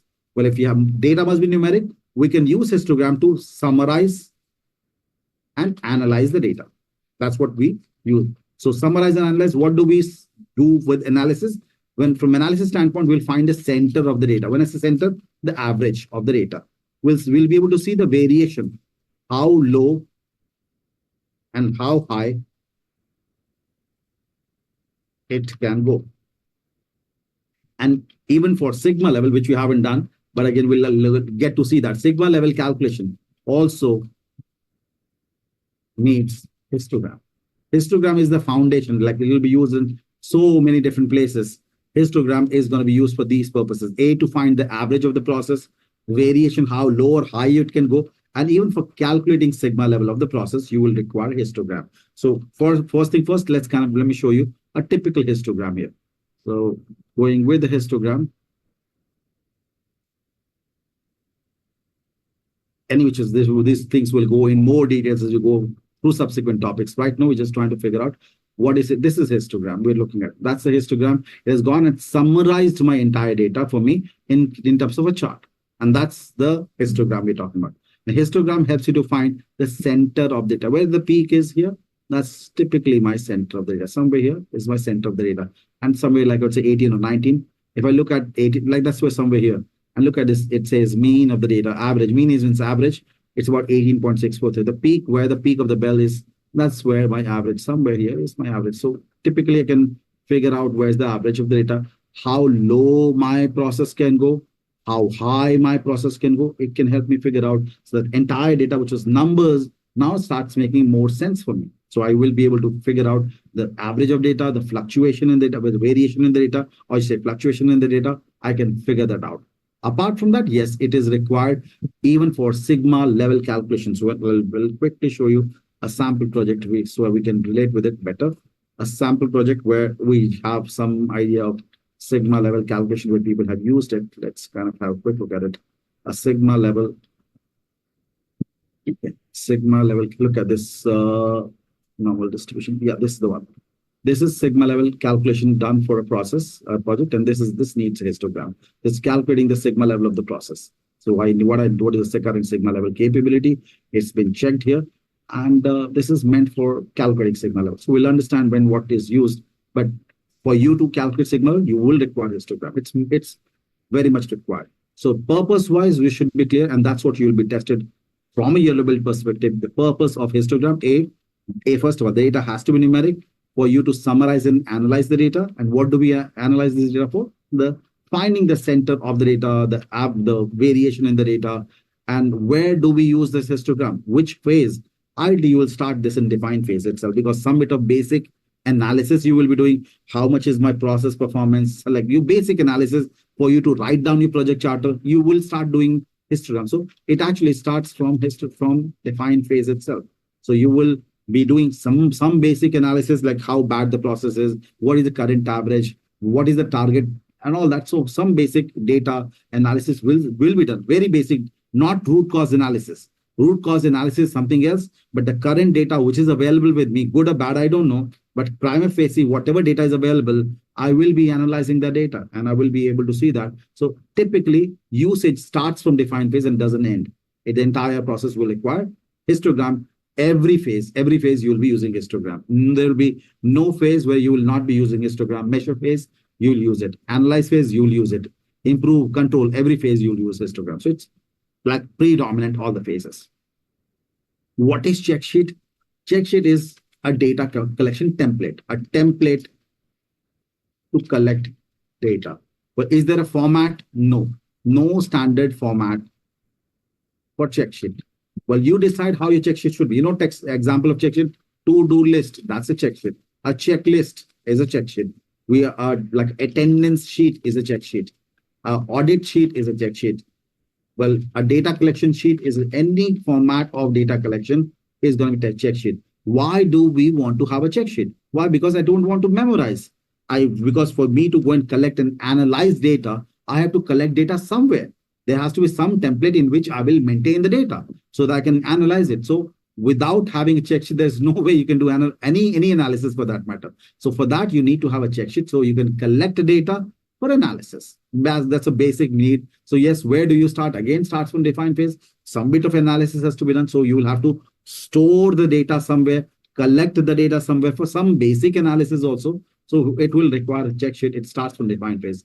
Typically, my first thing I will always use is check sheet. So let's see again, a sample check sheet just for an understanding. This is an example of a check sheet. Well, is this the standard template? No. You decide how you want to collect data. Well, it's your job. Well, how you want to store data, what kind of template you will be using. Do we have a different form of check sheet? Let's see a different form of check sheet. This is data collection sheet for our business problem. And now my data collection sheet, the check sheet looks like this. Well, you have to collect data around these are the possible root causes. We have collected some data. So you decide any template, any document where you'll be collecting, storing data for analysis. That's going to be a check sheet. So these are two things. Let's kind of check out the next one. Flowchart. Now, flowchart is going to be essential for lean implementation. So when you're going to be doing a lean implementation, you will require flowchart. Why? Because for you to find out waste in the process, you have to note it somewhere. The identification of waste has to be done. So for lean waste identification and mapping, you need flowcharts. Without flowchart, where would you map it? So you need to know the process flow map and where the waste is happening. You observe the process, find the 8 waste, but you'll have to document it somewhere. That this is the area where the waste is happening. People are doing a motion waste or transportation waste or overproduction or whatever. You have to document there. So for flow charting purposes, you will, for lean implementation, you need this one. Well, tool-wise, there are plenty of tools available for flowchart. Like a lot of people use a Word document for making flowchart, PowerPoint for making flowchart, Excel sheet for making flowchart. But again, I would not recommend you to use any one of them. Like if you have Microsoft project, there is nothing, Microsoft Visio rather, there's nothing better than that. Like you don't need a training for working on Microsoft Visio. Start playing with Visio for like say half an hour, you will become expert. Just try. Like so, well, you need to have this purchased separately because it's a professional tool. You will not get this Microsoft Visio with a regular like Microsoft Excel, Word, PowerPoint. When you get it, you don't get this Visio along with it. It's a professional tool, has to be purchased separately. So it's simply drag and drop. It just creates everything, whatever you kind of deal with it. It automatically adjusts. You kind of go and do whatever you want. It will work effortlessly. Just keep on making your like so. You can resize, do whatever you want, color coding. It's like a Word. You just keep on doing it. It's like a Word file. And now you want to adjust things like bring it here, bring it there. Adjust the way you want to. It will jump on its own. Take this here. It works as like a canvas for you. You don't need a training and just click on it. Adjust, do whatever you want. It's a canvas for you. Absolutely incredible tool for and just copy paste. You're done with it. Copy and paste it to wherever you want. It's done. So if you do not have it because there's a licensed tool, you will require this. And corporates do have this Visio. Generally, they have it. But if you do not have a Visio, well, the free option is there's something called Draw. And there are other tools also. But I've seen corporates using this Draw.io.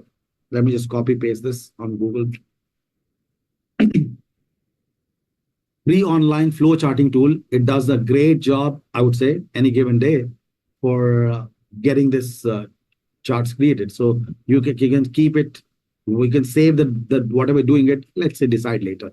Okay, this is drag and drop. Well, same like it's a free option. Free option. What do you want here? Then you want this. This is this to be here.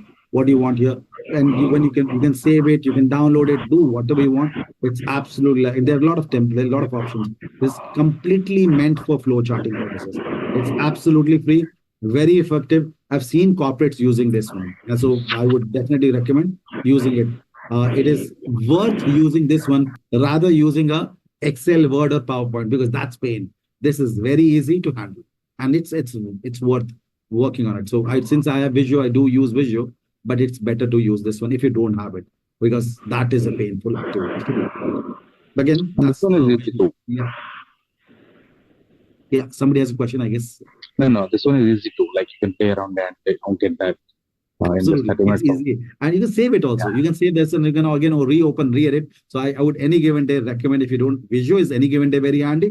But if you don't have it, work with this. Is pretty handy, pretty effective. People talk about lucid charts. Honestly, I've never used myself, but I've heard a lot about lucid charts and the other things also. So it's worth at least, but again, avoid that Word and PowerPoint and all. It's pain to work with them.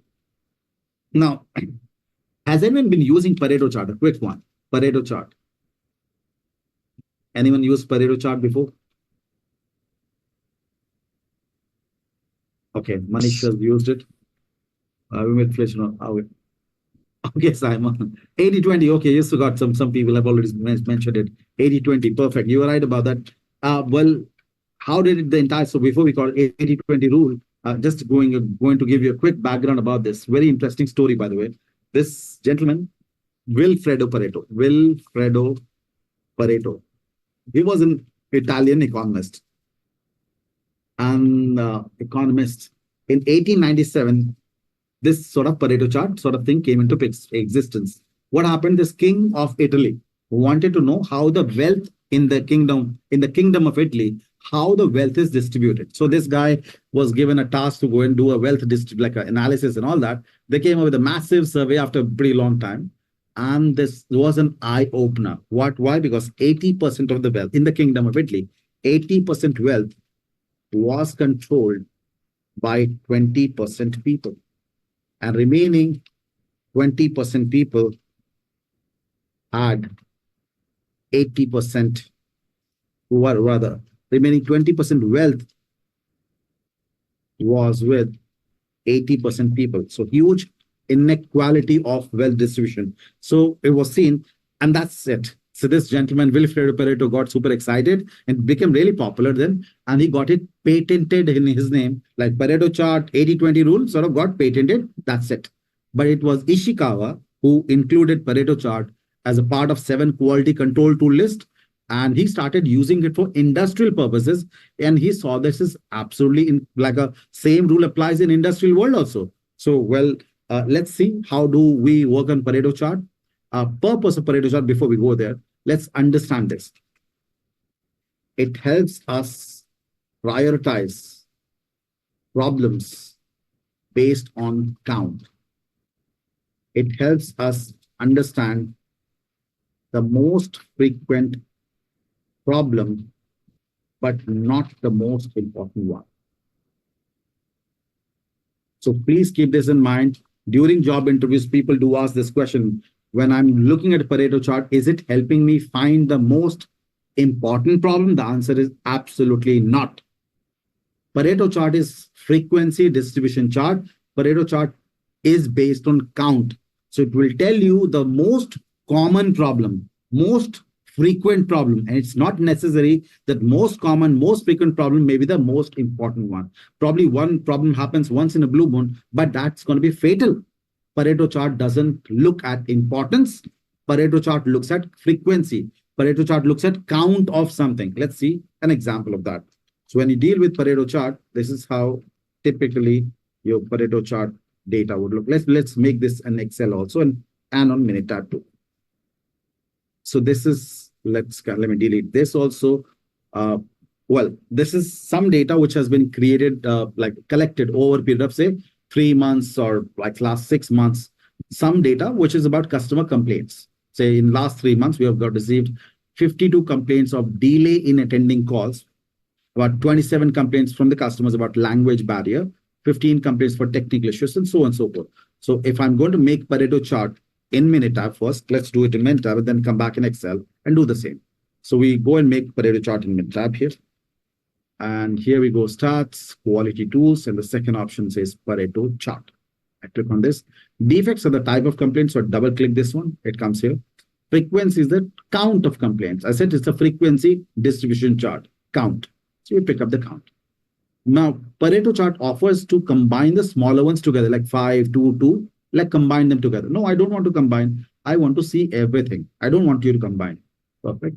Click OK. That's the chart. We'll come back and study this chart. Let's leave it. Let's make it on Minitab. Same thing. And come back and then in Excel and let's study that. Now, when you want to make a Pareto chart in Excel, first of all, the data must be like this, has to be in descending order. That's the first condition. And now we select this data. There's an option of insert here. In the insert tab, if I go, and there's an option of here, insert statistic chart. I click on this, and here it gives me Pareto chart. I get the Pareto chart here. So if I just scroll, take it to the little slightly left here. Let's see. I get a Pareto chart. There's a plus sign. I click on plus sign, and here it gives me an option of data labels. I select the data labels. It starts giving me the count of every problem. So if I look at, if I try to compare both the data sets, 52 complaints for delay, 27 complaints of 15 complaints. So in decreasing order, the numbers you see here, that's the same number we see out here. That's been displayed here in decreasing order. What is this red or orange line? Whatever you see, depends on the color, what you're able to see there. So it is called cumulative frequency line. How do you do that? We've taken the sum of this total complaints is 113. So we try to calculate the individual impact of every complaint. So 52 complaint is what percentage of total? So 52 divided by 113 will give me the impact or percentage contribution is 46% of my total complaint is because of just delay in attending calls. Then 27 divided by 113 is going to give me the impact of language barrier. So contribution of language barrier, which is 23.9% of total complaints are because of language barriers. So I'll just copy paste this formula. That'll give me individual impact of everyone. Now, what we do here is we look at cumulative frequency, which is, this is my topmost complaint, which is 46%. If I add top two, 46 plus the second one is 23.9, the sum of top two complaints is going to be 69.9% complaints. So if I solve top two complaints, I will solve 69.9% of my total complaint. If I add the third one also, it will become 83.2. So if I add these three, the sum of top three is 83.2. So if I focus and solve the top three, I will solve my 83.2% of my complaints. So and so forth, keep adding till 100%. So cumulative frequency line is adding up one by one. So if I look at this line, if I draw a straight line here, somehow is going to count as 46% complaints. If I add this one also, if I just draw a straight line over that 69.9% of problems here, if I just draw a straight line here, that's going to be some 83.2% complaints here, and so on and so forth. So that's a cumulative frequency line which is shown up here. Now, let's go back to Minitab and see the same story out there. So when we got the chart, this is the one. Minitab has this same count in descending order, 52, 27, 15, decreasing order. This was what we manually calculated. Individual percentages, we manually calculated 46%, 23.9%, 13.3. This is what we manually calculate for everyone. Then we did a cumulative count also. Cumulative, this is 46 plus 23.9 is 69.9, plus 13.3 is 83.2, plus 8.2 is 92%. So this is the cumulative frequency we're talking about. The same line which is plotted here as cumulative line. Now, typically, what is the core purpose of Pareto chart? Pareto chart tries to only focus on the count of something. So what it says that if you try to solve this problem, you try to solve this problem, any problem. Well, your efforts required to solve a problem is almost going to be same or similar. There will not be a major difference in the effort. A problem is a problem, and you have to have the similar kind of planning, like discussion, like all that monitoring methods and improvement methods. So the effort which will be required to solve a problem will be almost the same. But the difference in the benefit will be huge, because if I put in effort and I solve the problem, I will only be able to solve 1.8% total problem. If I solve this problem, I will only be able to solve 4.4% of total problem. If I solve this one, 23.9. So it says when you're going to put in same or similar effort, why don't you get the maximum benefit? So Pareto chart says that do not run after every problem. Try to see where the major problems are coming from. So typically, if I want to go for top 3, I can look at top 3 is contributes 83.2. So I can tell my team, let's be more focused. Let's not run into multiple directions. Let's focus on the top 3 only. And if your budget, if your time, resources is a constraint, let's then focus on top 2 only. That's almost 70%. Let's have a dedicated attention. Let's focus on top 2 and solve top 2. Rather than running into every direction, not being able to do anything, let's focus and achieve it. With solving these 70% complaints, well, that's got a big deal. So I can tell my management that given our resources and constraints, well, probably we're working with top 2% complaint. Do we have to be adamant about 80-20? No. The 80-20 rule is more about telling you that you have to have a logical approach. Don't run after every problem. Try to understand your majority of problem will come from few reasons. Try to identify those reasons and go and solve those. So I can tell my management, this is my first level of implementation. We're going to target top 2 problems, and that's it. That's my focus area. I can do that. It's not that we have to be adamant about, well, if you really want to know at 80-20, well, we already know 83 is this. So some, like just less than some, if you leave some, it'll be 80%. Where do you get 80%? Do a right click, add item, and there's an option of reference line. If I put here, secondary axis percentage, I put 80, it'll give me exactly where the 80% is. It bisects the line here. That's where 80% is, because here it will become 83.2. So these dots represents 46%. This dot represents 69.9. This dot represents 83.2. So 80% is right here. So if you really want to be that adamant that I'll work for 80%, then go and expand this chart, this box and whatever, and let's kind of keep it this way. Well, we will solve these problems. That's 80% of your total problem. If you really want to be, 80%, we will be going with absolute logic of 80-20. No, let's understand the essence, the logic behind it. Let's not go with numbers. The essence is find the more frequent problems. But again, going back to the same question, are these the most important problems or the most frequent problems? These are the most frequent problems, most common problems, not the most important one, because there is no discussion. Importance, then you have to discuss every problem. Was there any discussion? No. We're looking at the most frequent one. Probably the most critical one could be here. Your business could be shut down, but we're not looking at importance. We're looking at the most frequent one. So be careful about that, because people do ask this question: would Pareto chart give us the most important or most frequent one? Now, quick check on this one if it's okay. And we talked about first 4. Just before we get to the next 3, just want to be sure that we're okay with these 4 tools. Everyone?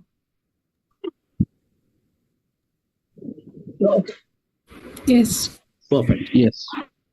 Thank you. Now, moving on to the fishbone diagram. Now, fishbone diagram is going to be, okay, where do we use this one? So flowcharts, like kind of see here, flowcharts typically starts from define phase itself, because lean identification and all that stuff will start right there.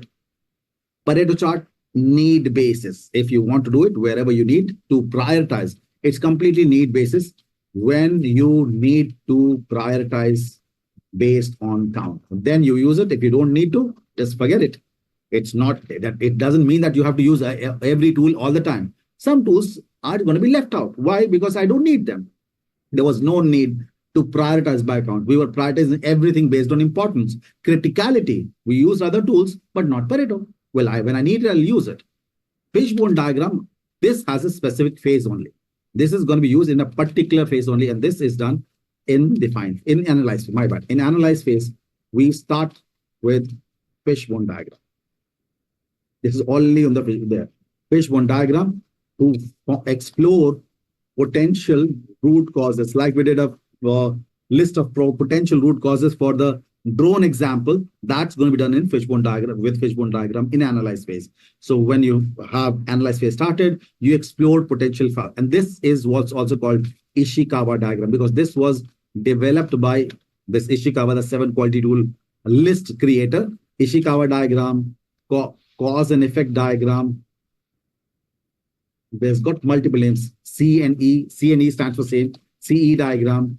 And typically, this is what we're talking about. So this gentleman said that if you're facing a business problem, some sort of business problem, and you want to find the possible root causes, the source of potential root causes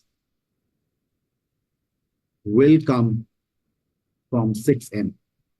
6M, which are man, machine, method, material, measurement, and mother nature. These are 6 M's as per Ishikawa. These are nowadays in real world scenario, currently you can do whatever you want.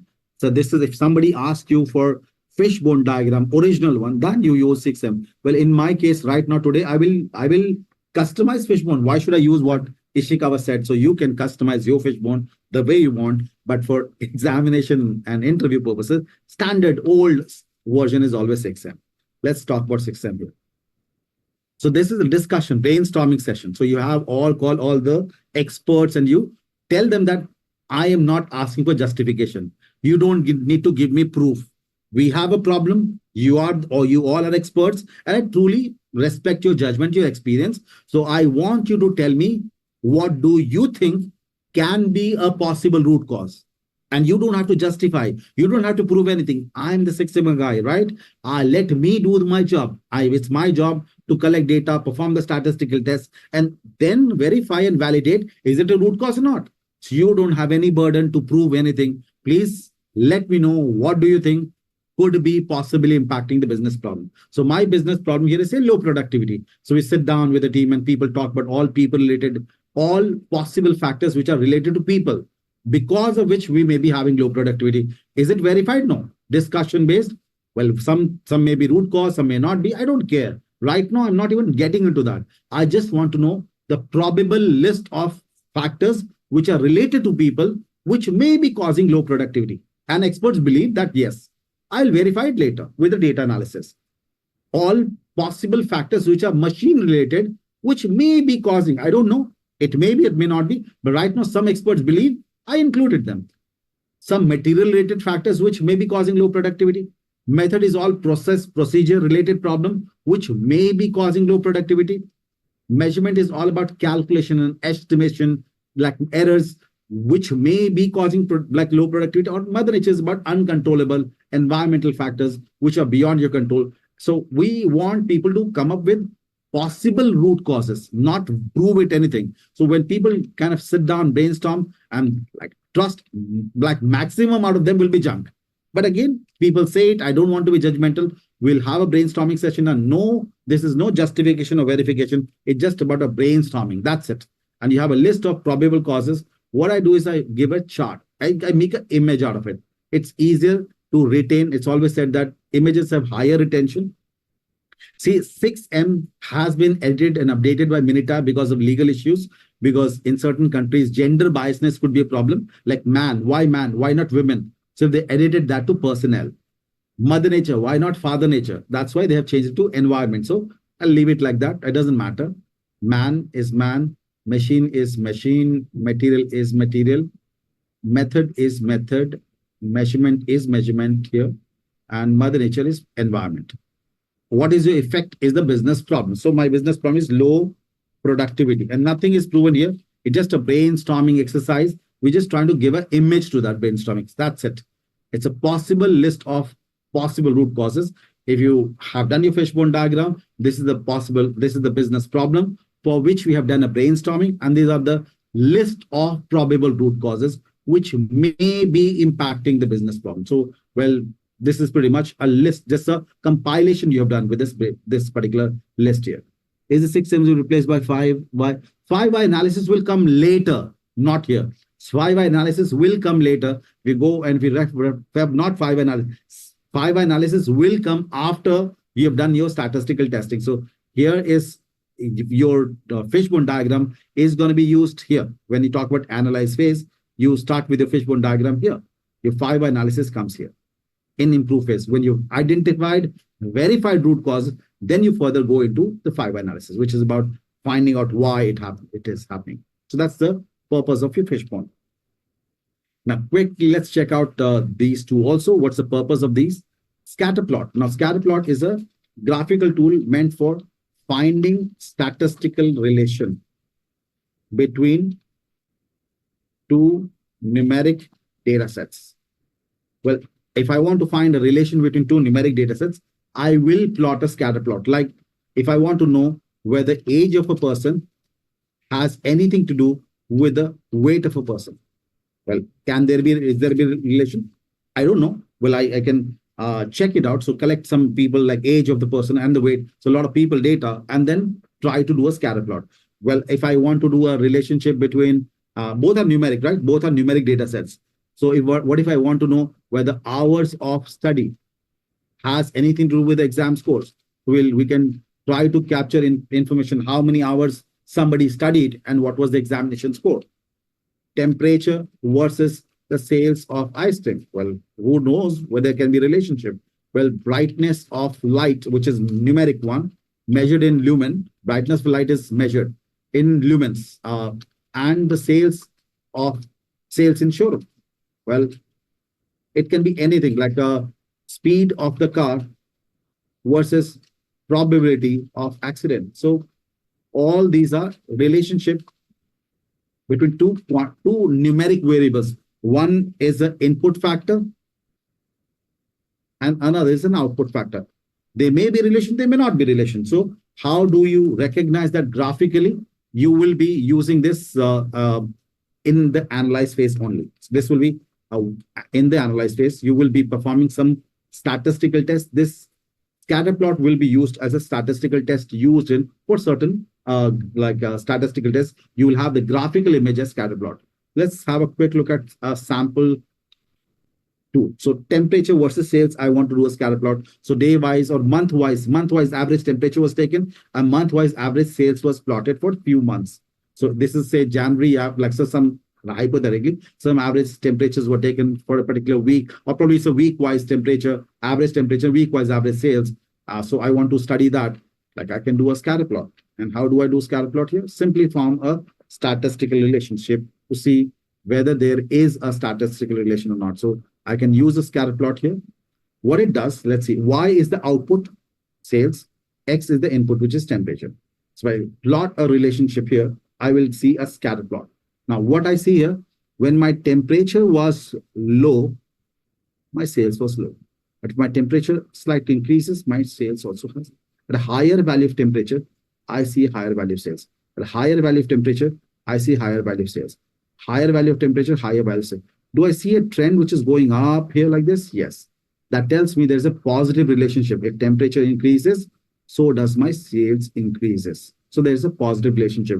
And well, these dots are nothing other than the data point. So whatever sales you have captured there, what temperature, what is sales? It's coordinate. 0 temperature, this was the sales. So these are coordinates. At what temperature, what sales? At what temperature, what sales? So this is the data points and how you see the trend is going up. So it's a positive relation.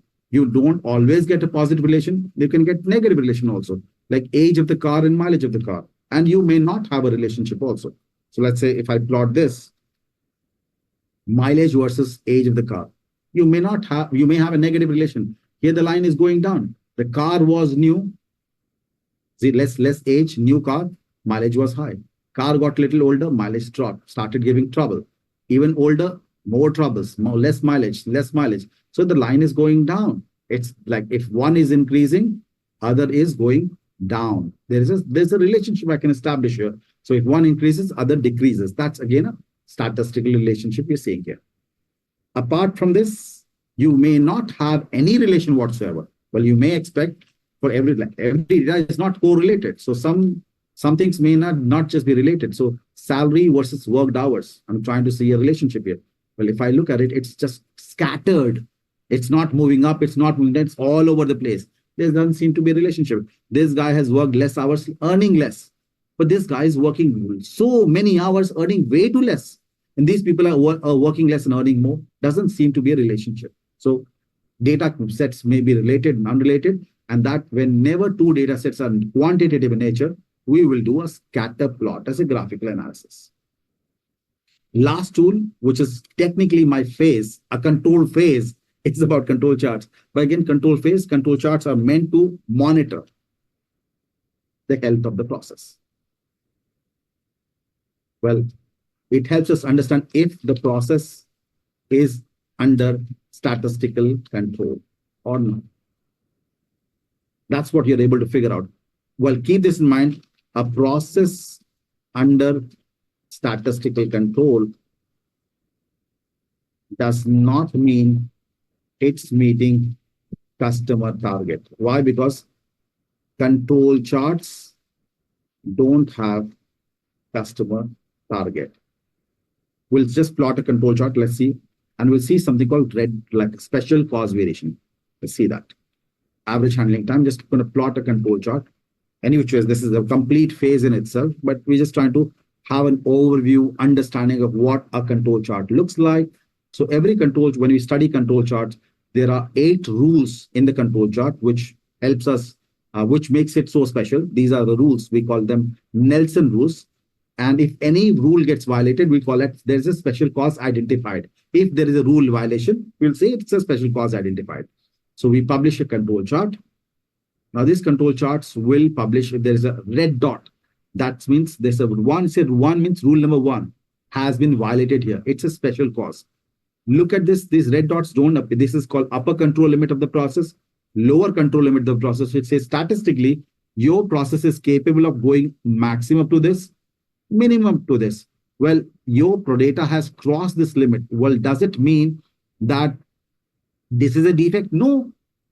Defect, you can only say when you know what's the customer target. This is saying statistically your process can go up to this or lowest. So unless I know what is the customer target, I can't call it as a defect. It is an outlier. It's exceptionally high value. Yes.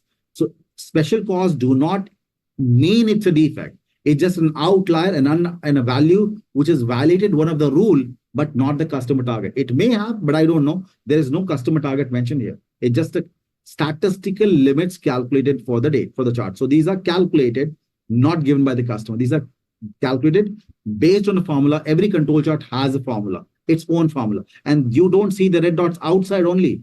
Only one rule applies outside limits. There are total of 7 rules which will show up in this limits. When the data looks normal, everything is normal within this limit, look like any other data, but these are red dots. It says rule number 7 got violated. So these Nelson rules will be studied later, but all in all, what we're trying to establish here, few facts here is when you're looking at control chart, what should you, it helps you to understand whether your process is in statistical control. So when do you know it's in control? When there are no special cause variation. You can say my process is in statistical control. A process which is in statistical control, there's no special cause. It does not mean it's meeting the target. UCL is upper control limit. LCL is lower control limit. And these are calculated based on formula and nothing to do with the customer. So by looking at control chart, I can say control chart, I can say it's stable or not, statistically controlled or not, but can't say if it is meeting the target, as customer targets are not a part of control charts. By the way, we add it. That's a manual addition. We do it. We always do that. But that's by default not a part of control chart. So specifically by looking control chart, it'll tell me whether it's controlled or not controlled, whether special cause is there or not there, but doesn't typically tell me whether it's meeting target or not. So that we will be doing a manual correction, but by default control charts are not supposed to have those. So it'll just help you to kind of stabilize the process. That's it. Like say, for example, help me understand, if my process has 99% quality, is good quality or bad quality? In general, forget about Six Sigma. In general, it's good. Good quality. It's neither good nor bad. Why? Because I don't know the target. Absolutely. Depends on target. If my target is 95, you're doing good. 96, you're doing good. 97, you're doing good. 98, you're doing good. 99, you're meeting target. But if your target is 99.9, you're doing bad. So just looking at the number, it doesn't tell you good or bad. Control charts are just the numbers. Unless you know the target relative to what? 99, but relative to what? That what is missing in the control chart. So without that limit, without that target, I don't know. Well, it just tells me 99%. And that's how control charts are, the same 99%. Whether it's good or bad, relative will be only customer target. And customer targets are manually added. By default, control charts don't have it. So that's the purpose. Again, we'll do a lot of things because control charts are way too important. And we'll go even at a minute level. They're so simple, we will be able to do it by hand. Like we can go that way. So it's going to be easy to understand. And how the critical is the delta is to the whole. Yeah, it helps you to calculate. The moment deviation happens, you are able to figure out. It's a pattern, so you will be able to study a lot of things. So control charts will go in like a minute level. Like so, I'll say minute level will be able to study that. So because it's neat, we go through every calculation. There are formulas for every control chart. Very simple, but this will come into the black belt, not in green belt. So these are the rules we are talking about. We'll go and all this. Every control chart has its own formulas, how they're calculated. Everything will be doing it. But again, this by default, these are look at the formula. They're not given by the formula is supposed to be calculated, and targets are not calculated. Targets are given by the customer. So that is one more valid reason that control charts have nothing to do with the customer, because their control limits are going to be calculated. You have a formula, you put the data, you get a calculation done. But is it good or bad? That's given. Targets are not calculated, their targets are given by the customer. So looking at control chart, I can't tell you it's good or bad. We'll study in greater details about control. It will be able to dissect it. It's very easy and very important. But again, from a yellow belt perspective, this is all what we need to know. And control charts, where do we publish? In real world, we can start control chart in the measure phase. Why in measure phase? We're studying it in control, but doesn't mean that you will be doing it in control phase.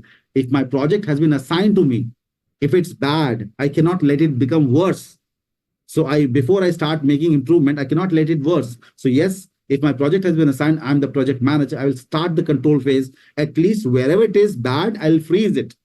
And then I can only improve it. I will not deteriorate. So at least wherever it is safe, there's a status of my process is bad. I want at least that bad status to be maintained, because if it further goes down, it's bad. It's going to be worse. So I don't want to happen. So the moment project is signed, I set the control charts. So at least the bad is frozen. And now it's not going to become worse. Only way of improvement is improving it further. That's what control charts are implemented in real projects in measure phase. We studied in control, but you actually implement in measure phase. So we'll study all that part. So as a theory and practical are two different things. So we'll have that complete deep dive into it. But again, I hope it's okay and clear. Basically, that's all you need to kind of practice. Keep the sheets handy with you if you want to refer to this. During the exam, practice test I shared yesterday. Please practice that and just get over with it. And yes, I will share the sample case studies and also what I've documented. So I'll kind of update that in the WhatsApp group, the case studies one. This file, I'll share it right away. And apart from that, whatever the